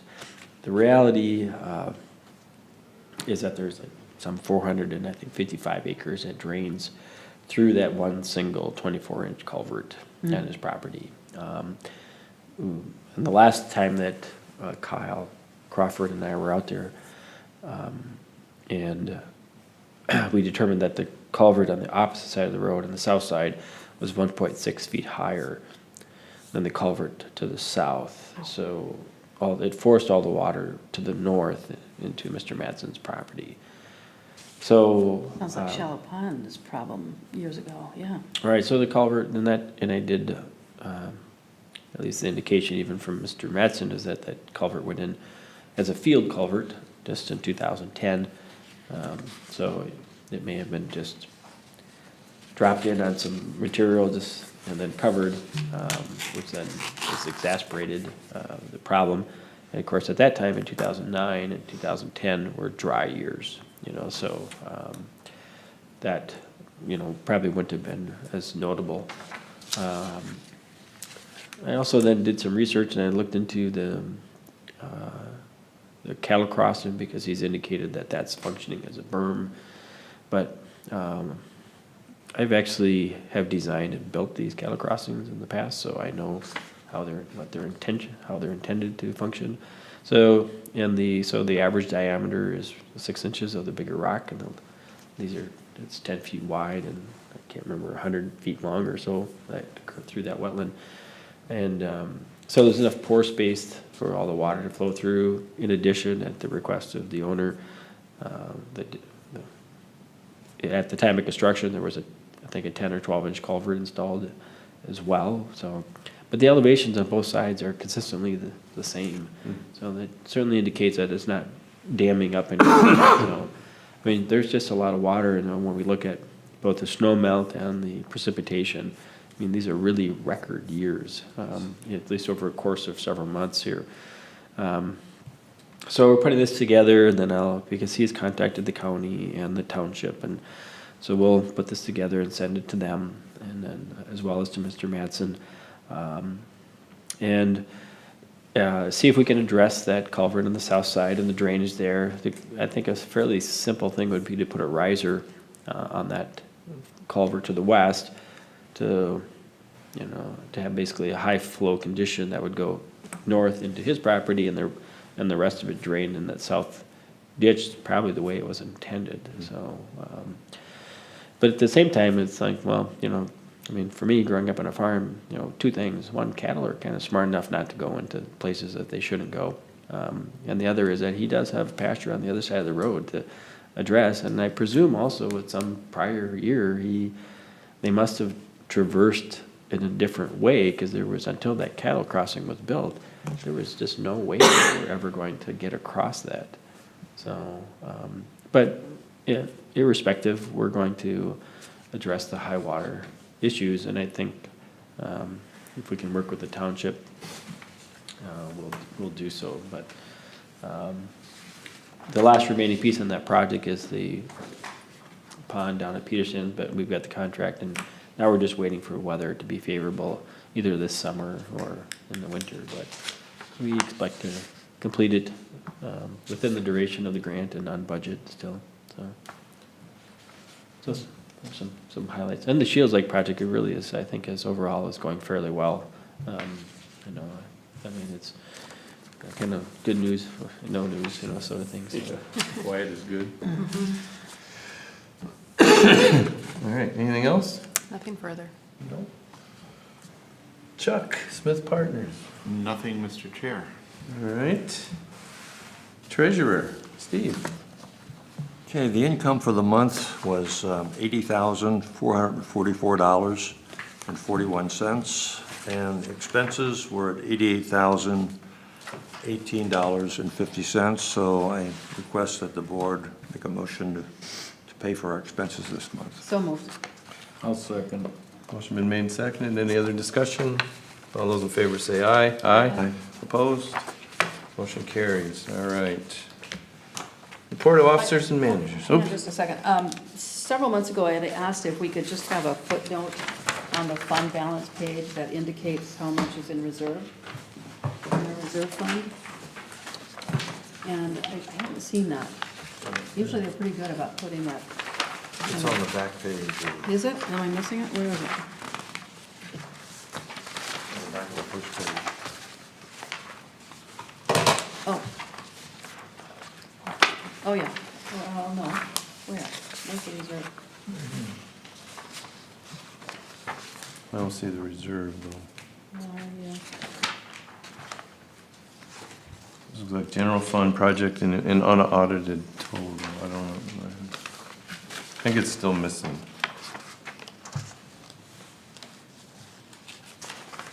Well.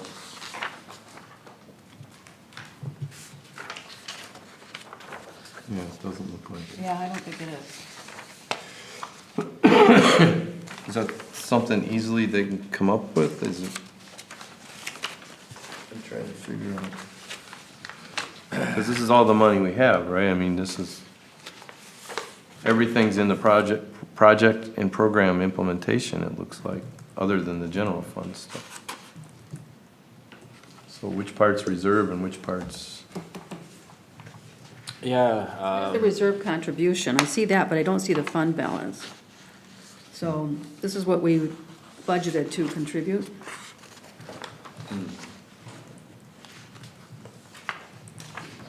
Managers. Is that a negative? So Manager Schmaltz, you may recall that we did discuss this in the office, I mean, because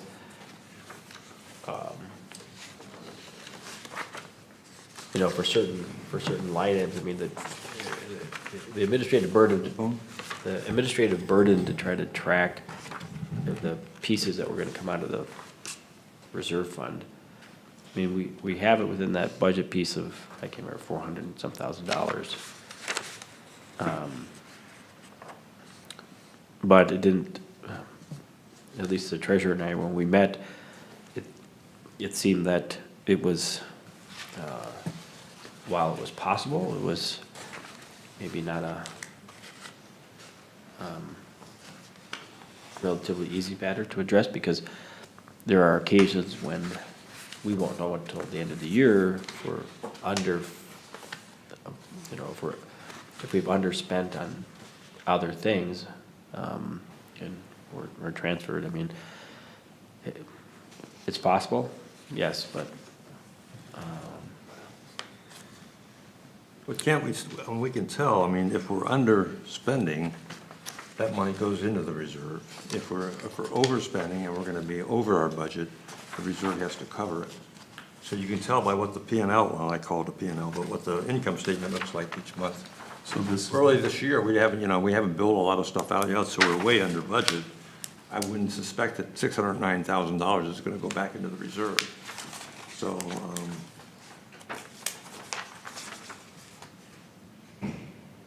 oh, I see what you're saying. The revenue over under expenditures is right now 609. right, well, we're not. I mean, Gotcha. It's just because we're building up, we haven't been billed for a lot of stuff yet, probably.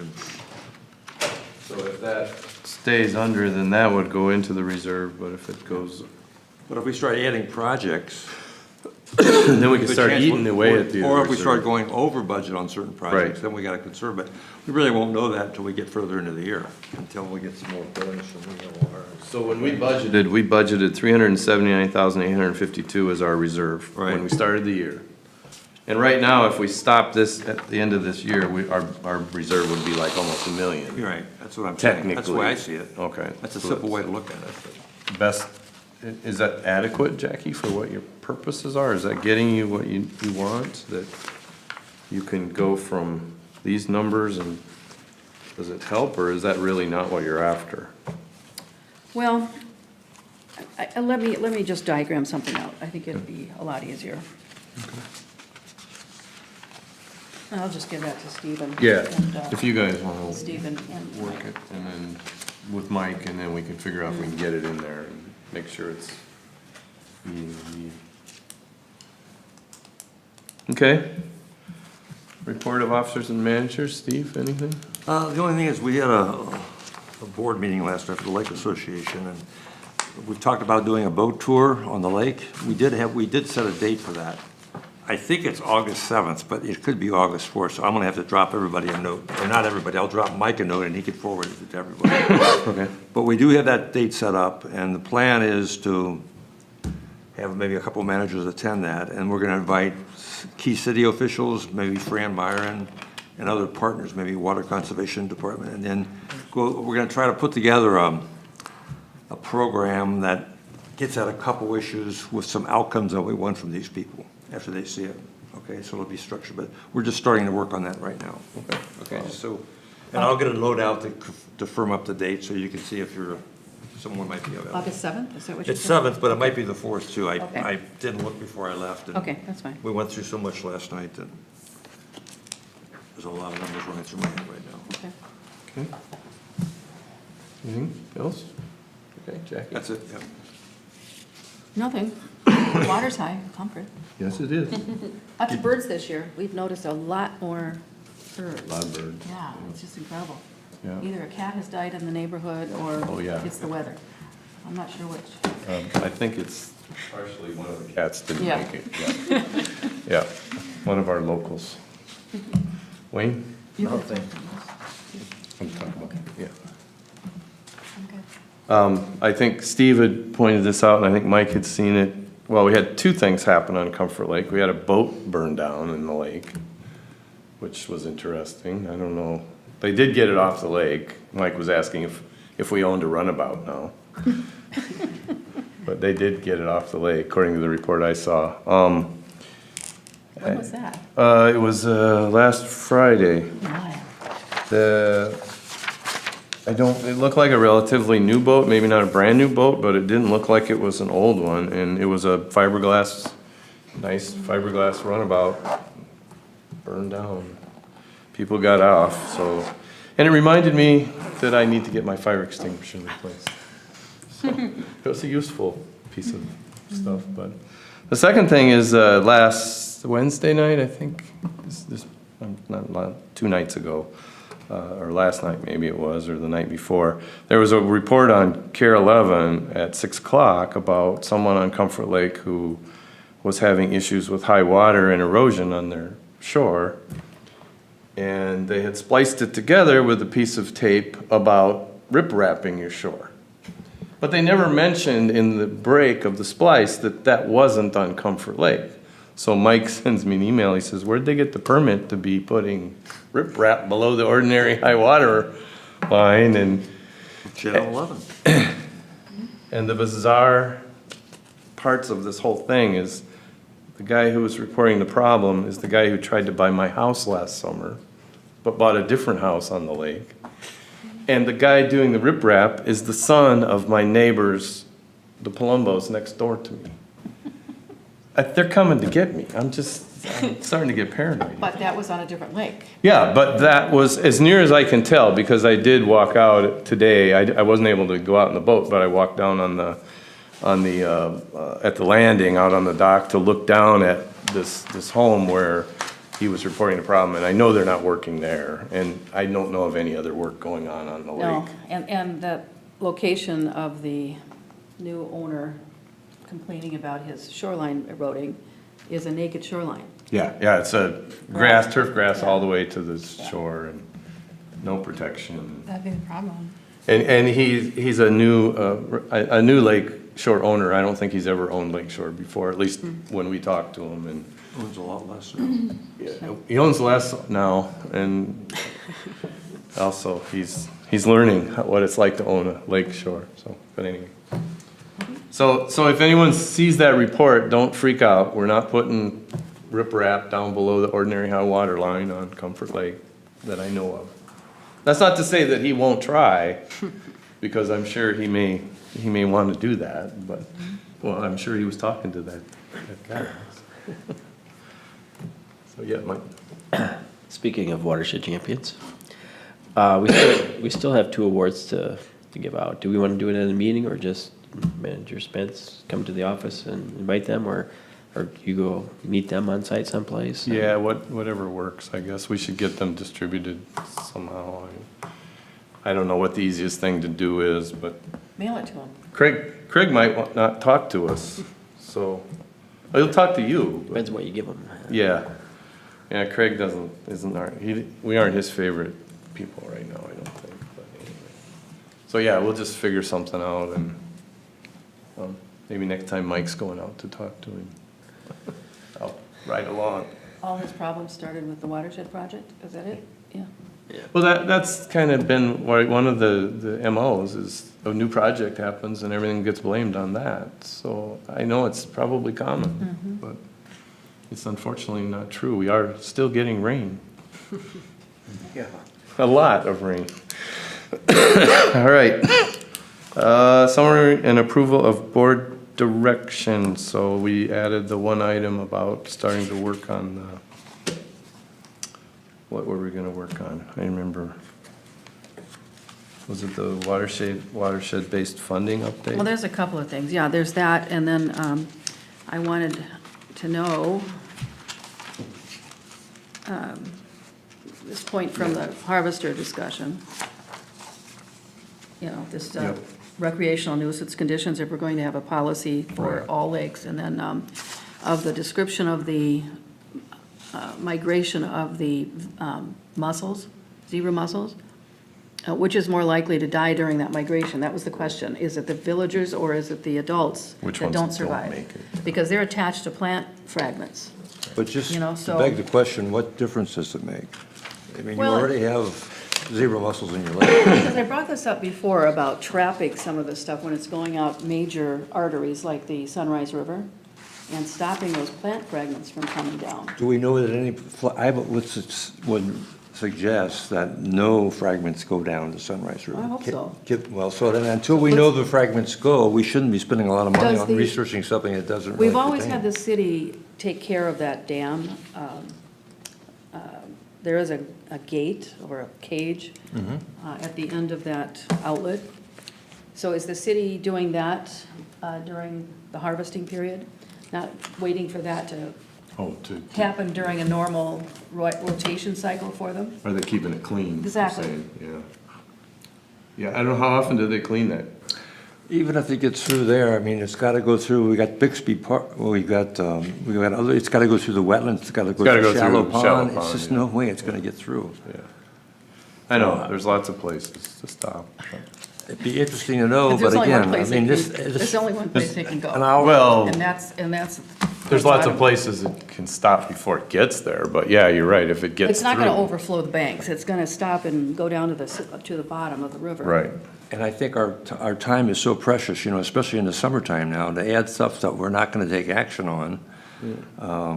I think we should vote on it, and if it passes, fine, if it doesn't, it doesn't, but I'm trying to be the safeguard of staff time here, I'm I sorry, I'm the new understand, champion. I understand. With I the do- 80-20 rule, and I do understand, I mean, it's an easy question to answer, and I'd I'll be. do my own research. Yeah, No, don't worry about it. I'd be willing to do it too, I mean, so, between the two of us, we'll figure it out. okay.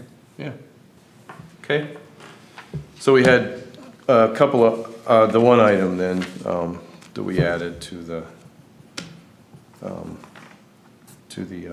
approval board direction, so, for the watershed-based funding update one, I think, right, that's the one. And the recreational, Yeah, and in the going forward, I think we need to queue up this discussion about recreational nuisance and come up with a policy of some kind, start developing one. But it's not an immediate thing, but we do have to have something. For sure, we have to deal with it, I think, for our next plan. I think we have to be prepared for it. All right, anything else before tonight's meeting? I thought we were gonna talk about the building. Oh, right. Yes. For staff direction, there's also a waiver. Just to add, Oh, yeah, right, staff direction was Right. the Manager Mo, and then also simply for staff to come back once it resolves how it intends to go about the harvesting Plant harvester. permit Right. work. Yep. Okay, do we need to have a discussion about lease? Or are you guys got it handled? Well, did you wanna talk about, reopen any of the discussion from the last special meeting on buildings, Mike? Well, I left prior to the motion, and I guess I just wanted to know if there was any other particulars. I was just offering that it might be a good idea to have a budget in mind of where the board wants to be. Sure. You know, if we're intending to stay there or extend our piece, I hope it would be that we would try to set a budget. I mean, if he's gonna stick to his guns, it may be more suitable, at least for the district and the staff, that we pursue negotiating at a different rate with the Sears building. And my thought was to suggest, well, if he does a build out, we offer something, you know, either 55 or 60, but if, Well, Manager Anderson and myself met at 6 o'clock today and worked out a negotiation strategy. Okay. And I can share with you, and you can share with the rest of the board, what the starting point is. very good. But we also discussed the fact that we don't want to be, I don't want to say penny foolish and dollar wise, whatever that saying is, because if we don't have a place to go, it's going to be a bigger, it's not going to be worth the cost of the few bucks we save if we lose the whole thing, so, Very good, thank you. okay? Okay. Is that okay with you? I'll send him a, make it send him around. Yeah, that's fine, but at the end of the week, next week. Yeah, end of next We week. have to, I have to send a message to, or Mike does, to. Right, well, you don't have to mention the name, but yeah, we'll just, To the realtors. right. Do we think we're in a position to get with Tom by I'm going to then? call Tom tomorrow. Okay. And if he meets with me tomorrow, I'll start. If not, we're going to do it Tuesday after the holiday. Okay, And I'll just tell him we have to have a decision, board wants a decision by Friday. okay. All right, good. That's okay, everybody. Well, that's fine. Just a caution again, Yeah. is that it would be a miracle if we could get out of there in 3 years. Oh, So absolutely. we're looking at a 5-year Yeah, window here to stay in the current place that we're in. yeah, so Mike, you need to be aware of that. I don't see, because our current thought was rather than buy a property within the 3 years, was to come up with a plan to build something. And doing that in a 3-year time frame, we thought was pretty impossible. So we would need to find a way where if we had to, we could maybe make 4 or 5 years in our current location. if that doesn't make sense to you, we may have to readdress this all. I'd be interested to hear what the managers have to say about their pending About what? negotiation. Yeah, about, with Tom? Yeah. Okay, because if, that could change it all anyway. I mean, we talked about a lot of things, right? The moving and all the other things, so. We know there's no ideal solution here. That's the bad part. Well, we are the perfect renter, in my opinion. Yeah, I know we are. Mike and I had talked about that. We are everyone's dream renter. We pay on time, we stay for our full lease, we know where the money comes from. So. Yeah, well, I don't think there's any other business, so, someone I'll wanna second. make a motion to adjourn? Oh, I thought that wasn't a motion. Nope. Did you? I'll move to adjourn. A second. All right, motion been made and seconded. All those in favor say aye. Aye. We're adjourned.